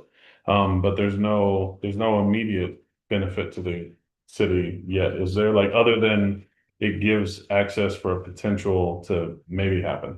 I suppose, and I wouldn't even dare guess, but I suppose, because I can think of a few, and Malcolm's probably had more than that. I bet there's at least 5 to 10 people in West Hooper that have already approached the city and said, so that's what it is then when somebody comes in, then instead of Malcolm just saying, sorry, beg one of your grandkids to farm, because that's what the only thing you can do with your land, we could say, well, no, we have a future plan. We haven't done it yet, but we're in the works to do a future plan when sometime there could be sewer there. And there's some residents in West Hooper that their septic tanks already aren't working that great and would jump on this. Some people aren't going to, because the same thing happened with this. When we did this, we have quite a few residents currently in our city that are paying for sewer every month and do not have sewer. We also have pockets in Hooper, like down Ray's Road, that doesn't have sewer. Across from Country View Elementary doesn't have sewer, where Elliot Christensen owns that piece of property that's across from Holiday does not have sewer.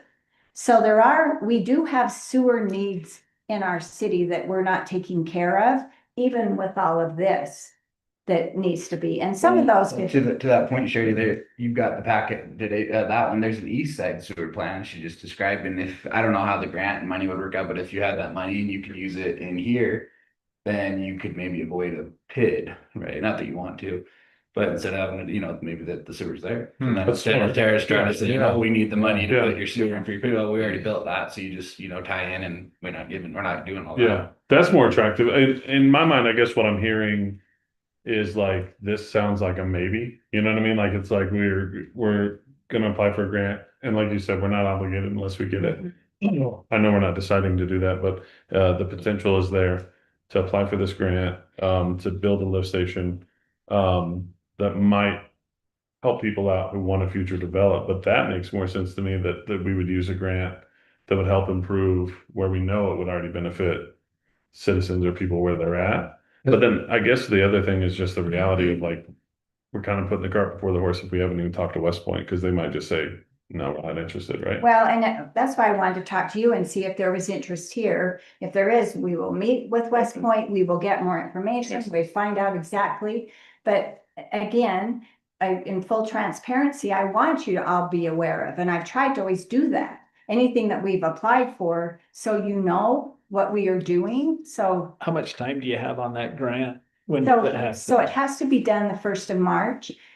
We are going to get some letters of recommendation, so that always takes a little bit of time. I know that tonight, the league is actually meeting with some legislators because we are one of these candidates when they talk about, hey, the state needs to help with infrastructure. We are one of those candidates because as Malcolm said, we have over 3,000 1-acre entitled lots that we already listed on our moderate income housing plan that don't have sewer. So we're ones in the state, and you're right, Ryan, so it is federal money. A part of it too is federal money, which, okay, let's be realistic. What pocket does it come out of? It's still our taxpayer money, but why not ARPA money now is gone. It is, but Yeah. they got a bunch of it. Yeah, but so do we want that money in the pocket to help Hooper? Or do we want that money in the pocket to help someone else? Someone is going to get the money to help. So why not have it be us? Why not have us have planned far enough ahead that we're forward thinking enough to say, hey, okay, well, maybe in 5 years we would need that. But you wait till 5 years and all of a sudden then we're, Or there may not be the there money. may not be the money. How long can we hold the grant money before we would have to actually use it? Usually there's an amount that you have a while. Even like the money we've received on 55. Define a while. A couple of years, Several years possibly? yeah. Because even with the ramp grants, a major grant, you have 2 years. You can apply for an extension, which we have done. And the 5,500 project money, when they give that to us, they'll say, okay, you've been awarded this, but it is for the fiscal year. And usually it's a few years out. But I'm not that familiar with Okay, this just grant, curious. so. So I just want to, again, to clarify, are you talking about applying for grant money for a different lift station or to help with this West Point lift station? See, I think, this conversation, it seems like we're kind of going back and So forth. this because- station completely doesn't exist. Yeah. No, but West Point. They bought the property, but they haven't done the lift station yet, because they don't need it at this point in time. It seems, but they have West Point has hooked part of it already into sewer, not this They've one. laid pipe and things like that. But tons not of for pipe this. Yeah, this is a different one than the ones that they've already done. Because if you came down to the end, it turns into 4,500 and that was closed for a while. Sure. The road that, I don't know what the Davis County address by Don Fowers' house, they were Right. working on that for sewer. This is a different one. It's 45 and 2,700. So this is just a proposed one that doesn't exist. Exactly, exactly. But if we could, if West, there's a lot of ifs with this, but if we don't ever even have a conversation, we have no planning. That's what, Jared was saying today, somewhere we've got to start planning to even have a conversation. And like I said, I think we would be, in my opinion, negligent to not apply for the grant because I don't know, David, maybe we could apply it to that east. Or, I don't know. Too, Yeah. Let's use the money in our current infrastructure, like east side, if we're gonna plan all this commercial development. Put the money in there so our infrastructure is up to speed when it comes. Otherwise we're depending on developers to say, oh, maybe they'll help us out, or maybe they'll pay for it, or enter into a PID or CRA or whatever. If we get the grant, and we have the 5 million, we know we can invest that in our city, not West Point. Well, and when we say we're investing into West Point, we're not necessarily investing into West Point, we're investing into Hooper. All of this is Hooper. We don't know that yet. No, but if we do, it would be that station that we have here. This is for Hooper. This Malcolm, is for our has the residents. engineer, because I remember the engineer presented this. Has he said that which one would be more beneficial? If we had this, or if we had the one that you said? I thought that he was excited about this one, the Yeah, engineer. he is. And that would be the most beneficial, but that's just from the conversation I remember from him. This was his idea, the west side. one. Yeah, It's newer. It's a new idea. yeah. But where are we gonna have the most development coming in the future, theoretically, right now? The east one looks to me like the area that is potentially right now gonna have the most. All right, I'll just play devil's advocate on the other side of this. The east one, does that require us to expand vacuum?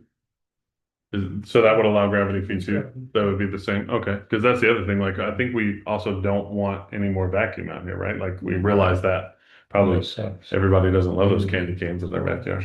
Well, and the east side one, this is another thing we've talked about before, we have to put on our own new force main along 5100. We're currently using West Havens, but we can't continue to do that. So all of that east side has to feed down and connect into that, which is not just that, it's Lakeview subdivision, the Hooper Landing, Where's all of that that money feeds coming in. from? And so we can use For that. the force main? It goes along, Well, won't be part of the The new, CRA. the new force We would main, pay the new that. force main we're doing, do we have That's a money good for that point, yet? that 51. It's not in our budget, Well, that's important, I know too. yeah. So we don't have the money for that currently. But if we did a CRA down the road, potentially we could use It could pay for CRA that. money for the force main. Yes, At one Yeah. point in time, I heard there was potential, some of the other cities have turned over their trunk lines to Central Weber. But they had to like have PVC lines or not the old metal lines that are existing. Is that a potential? Have we ever looked in as Jared? probably not. I brought that up at the sewer meeting because we had it was a pipeline that connects, it's on Ogden, it's but the north end, and so it's one that connects Ogden, Harrisville, North Ogden, that feeds out to the sewer district. They had presented that of turning that over to the sewer district. Well, some of the criteria they were talking about is it has to be owned by more than one city has to be using it, but it has to be in pristine condition. Well, I went up and talked to him and said, okay, Hooper has a line like that. It's Hooper West Haven. Would you ever take that on? Well, I don't see any near future that the sewer district is going to be willing to take on. There's probably lots out there, but they would then be liable for all of those lines. This one out here along 5100 would not even be eligible unless if it was ended up, it's not good. That's why they want us out of it, because we're deteriorating their pipe. Could you use this grant money to do that new force main and do our new lift station for Smiths? I don't know. We possibly could. That, I don't know. That's something I could. Could you find out if we Yeah. could use that? So I know we can't make decisions, but is it No. possible that we can discuss the option of maybe potentially having somebody talk to West Point and simultaneously look and see if the Yeah. grant money works Well, across? see, and I asked Taylor if he could be here tonight, but he had to be in another meeting because he would explain this 1,000 times better than me. But we have presented this to the state, we've presented it to the county, and everybody said, okay, that's a genius idea. I don't know why somebody didn't think of that sooner. Anytime we can gravity feed and go to North Davis, because we go to, over to Central Weber, which we are, and we're obligated and we appreciate them, but we're pumping 100 feet up in the air. This would be gravity fed, but that's certainly something we could find out in the meantime. But like I said, we have to know by the 1st of March. And again, we're not voting on anything tonight. But I just wanted to present this to you, that if we do apply, if we do get the money, then it would have to come back to a council to approve to ever accept. Because if we had a portion. And if it doesn't We work had to out, pay. we just turn it in. Can we, It's kind of a no-brainer. can we Yeah. ask? Well, because what Yeah. happened I mean, is that's- he's got our- He said we can't do it, but if the mayor tells us that she would like to, then we can say yes. Okay, because my question is like, because you said. That was a we hint. Get the lawyer. Yeah, To do it for us. The mayor can apply Oh, for the you're grant. sure. I'm out. All right. Yeah. I don't know who According would to the be, code, the project American engineer, apply Taylor for would be the grant best with person to go. but I work can't explain on it. obligate you to money. So Mayor, I think you were sick, right? I asked this question, I can't remember if I had. Where it's actually Davis County or Weber County. So let's say all that goes through and we start shipping the downhill to Davis County. Because. On my property taxes, I pay the Weber district. What happens to those homes that are feeding into Davis? Are the counties gonna buy off on that? Cause they're gonna give up, Davis County would be giving up tax revenue. So what happens with that is you have to annex in order for your taxes to pay, you have to be annexed into that sewer district.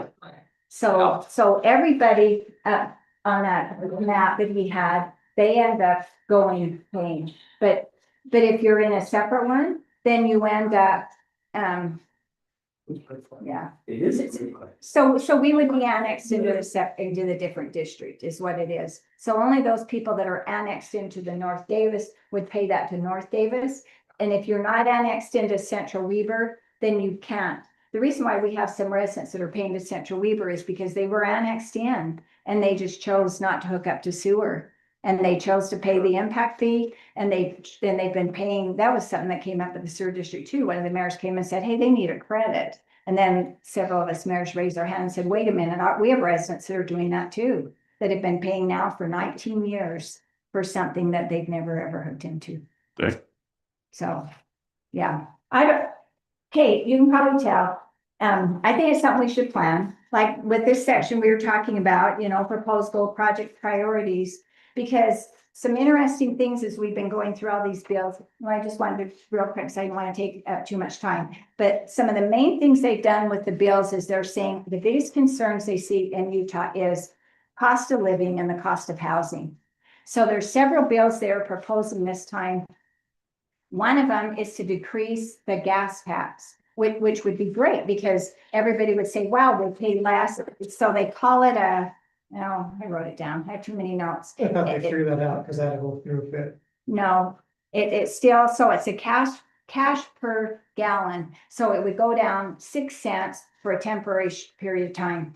With that, you say, oh, that's only 6 cents. Does that make that big of a difference? Yeah, UDOT just lost $68 million worth of funding. And then they said, well, what does that happen to our BNC road tax? Because that's how we fix our roads is we get the BNC, which comes from the gas. But part of the bill that they put in is said they would make sure that the city still would get their same amount. Okay, so I'm there going through. So, this is for another budget meeting.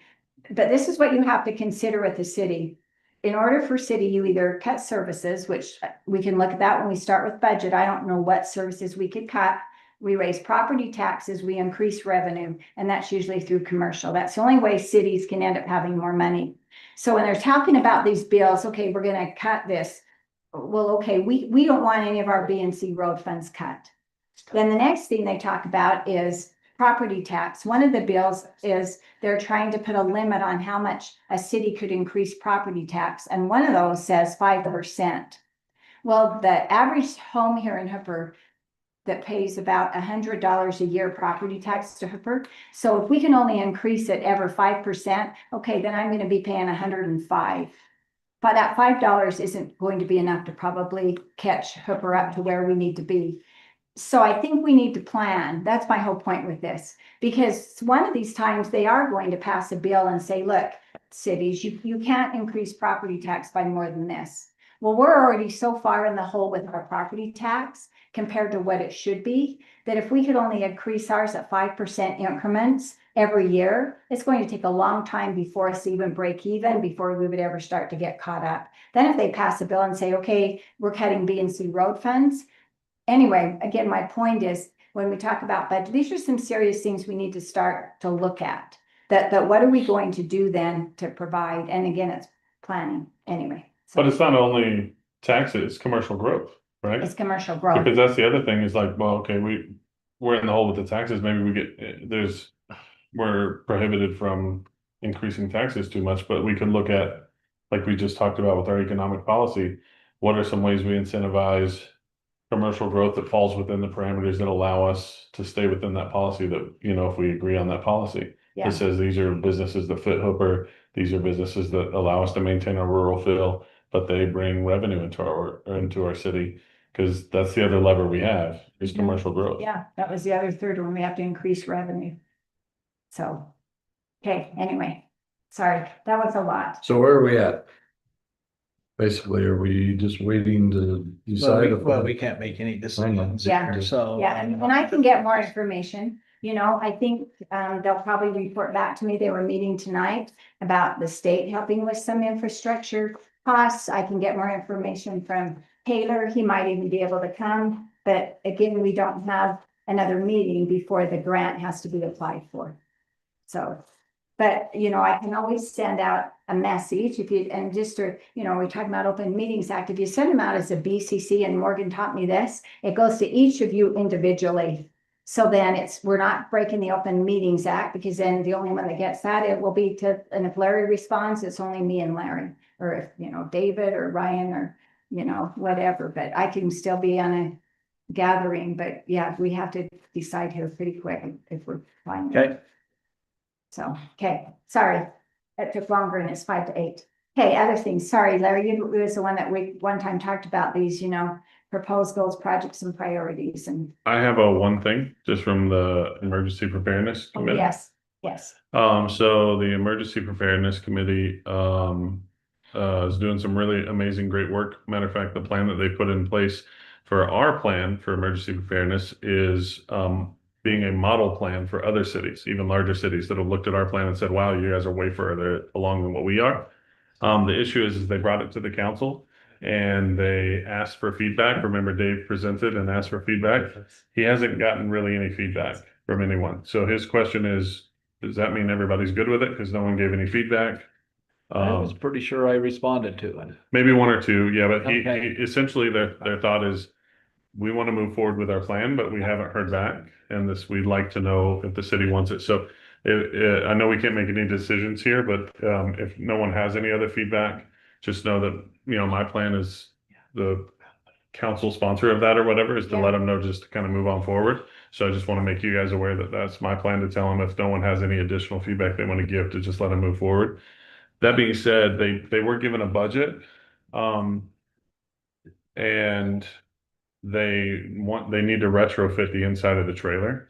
And so they plan to spend it. I did get some confirmation. There was some miscommunication apparently in the last meeting where David understood that anything under $5,000 didn't require our sign off. And he's like, yeah, in the meeting it's recorded anything under $5,000 doesn't require sign off. So we're just going to go fix, you know, set up this trailer. And I got some, you know, feedback today that was like, that's not necessarily true. He still needs to get approval. The mayor can spend anything under $5,000, but he's not the mayor. And so I got to let him know, like, he still needs to get a PO with Morgan. He still needs to get approval before they put anything in that trailer, but they want to get that trailer retrofitted. They want to put it in the parade. They want to have their, the emergency, fair that they're going to have. Additionally, the city, as part of our plan, should have a base station so that we can use a ham radio in the event that communications go down. The issue is that the ham radio, I guess we have or whatever, doesn't really reach anywhere. They need to put an antenna on top of the building. So they are looking to allocate about $500 to get an antenna put up. The guy from the county, Scott Willis, is going to come and install it for us if that's something that we want, that would allow us to be a base out here. One of the things they talked about that I thought was really interesting is Hooper is a liquefaction zone for earthquake, which means that we would, if your house were to go into a liquefaction zone during an earthquake, it's not the earthquake insurance that would actually cover you. It's flood insurance, because it's now considered liquid. And so that's something a lot of people may not be prepared for. And how do we handle that if things start rocking and we turn into, like, you know, the floor is lava, right? So just being aware that they're putting wonderful things in place to help us out for these emergency preparedness situations, but they just need a little bit of our support. So I'm there. I'm, you know, showing up. I'm supporting them. But if anyone has any feedback on the plan, please get it to them. Otherwise, I'm going to have them move forward. And then they're going to work with us on getting in the city news letter more often. So they're going to talk to Morgan about specifically what they're looking to do. And they're excited to let people start looking in the trailer and play around with that and do all of that. Our last meeting, we talked about a 72-hour bug out bag for people, what happens in that 72 hours. And there are things I don't have included for my preparedness. So it was eye-opening for me. But a lot of good work's being done. There was about 10 folks who attended, which was up from the last one I attended. It was only like 3 or 4 people. So they're getting good participation. And some of these folks are like diehard preppers. So it's pretty cool. We got the right people in place. But yeah, that's all I've got. Okay, that sounds good. So if you have anything, please get it to Dave. I know Ray, you made some suggestions at that meeting about the ditches, you know, the canals. They probably should have something. I know I sent a few corrections to Dave after the meeting. If you did, Larry, if anybody else has any, get them to him, because we'll plan on putting that then on our next agenda to approve that plan. Right. Okay, We discussed the garbage a couple of times ago with Robinsons in the county, and you said that they were gonna give us a new proposal from the county, you know. we haven't had that yet. We are meeting, I'm actually on the solid waste committee, and I just actually got a thing yesterday saying, you know, tell us when you can meet. I've set up an appointment to meet with Waste Management. We signed a new contract with them last year. Robinson's actually called me today and said, well, they've grammar requested and said they thought our contract ended in August. So that's some things, you know, when Waste Management comes, that will make sure where our contract is there with them. We're also trying, because Cami would like to start, she wasn't ready for tonight to start doing budget, because there's a few things we need to know: what our garbage rates, if they're going up, if our sewer rates are going up. There's a few things she wanted to get in place, and then we tentatively have thought possibly that second meeting in March to come and do budget. If we have too many things on that agenda, we may need to schedule a separate budget meeting that she can just talk about. Because we do need to, in March, get going on the budget. So I haven't seen Waste Management's contract with you, but we used to be with them years ago. We went to switch, and we knew our contract was up, let's say August. Well, we went to switch the month before. Well, they showed us in the small print that you have to give them 90 days notice before your contract comes due. So yeah, if, so we'll look at that and make sure when they come. yeah, so I thought he made it, when I called him to set up the appointment, he made it sound like it was a multiple year contract, but then Steve Robinson said, no, I think your contract ends in August. So we'll pull that out and we'll go through that and see. And then, you know, before we make any of those decisions, we'll bring that to council to see what we want to do with the garbage.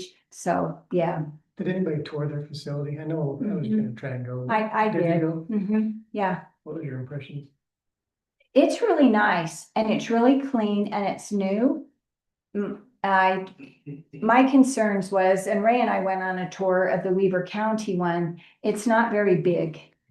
One commentator, the guy from Weaver County told us on Saturdays, they get over 1,000 cars up there to Weaver County. That other place could never. Well, Robinson's isn't open on Saturdays. They said they would be. Yeah, Yes, they are. yeah, but currently they're not. And they're already not taking like trees and stuff like that in there. There are certain materials already there. So they don't do compost. You know, And there was also some oil, other things that they there didn't. are several things that they're not set up to take care of right now. which Yeah, Would be a problem. that was some of my concerns, was because I am one as a resident that visits the Ogden Transfer Station, not the Ogden, the Weaver County on a regular basis.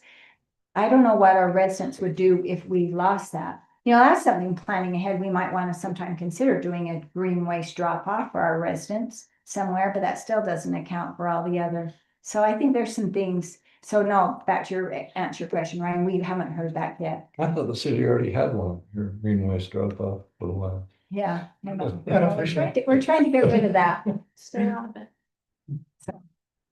So. Yeah. So you've been the one dropping stuff off there. Not- Yeah. So we-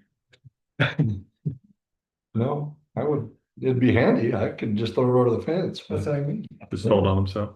Everything you drop that's green gets eaten and cleaned up pretty quickly. Make sure, So- those cows don't mind, but I make sure they don't want to poop through the fence. Anyway. Yeah. Anybody else? Was there anything you wanted? no, we covered pretty much what I wanted that one meeting, but I know Ryan brought up whatever it was that, yeah, was a while ago. And I know we can't make a decision tonight, but we just need to put it on the agenda, because we all got that letter from a resident. Yeah, like how about we put it on the next agenda? I sent him a copy of it, so. In he's fact, gonna look into it. yeah, I'll look at it. I'm seeing it for the first time, the letter, and first off, no one dictates what we put on our agenda except for what's in our code. But this may be a good idea to have a closed meeting. I'll look into it next A time. closed meeting to discuss. Next time, yeah. Okay, So all right. possibly. Uh, So let's just And then the other things, and I won't bring them up, we just need 2 councilmen to put it on the agenda. I got some little stuff, but we've Yeah. been here long enough tonight. He wants to go home. Right, I Okay, wouldn't, yeah, so that's- we'll just put it on, okay. we're already, I'm just trying to push you to see how far I can go until you tell me to shut up, you know? Before you revolt. And if we're gonna have a closed door meeting, let's get our math right on the quorum, you know? I think we'll be able to, when I see it, Ryan, you're in I'll be charge. like, okay. So Morgan, is that right? That's when Morgan will, she'll get the 2/3. All right. Okay. Okay, anything else? Ben? This is a work meeting, so we don't have on our agenda to adjourn. Yeah. So I don't know if we need to. Discuss that, maybe probably put that on the agenda to discuss this.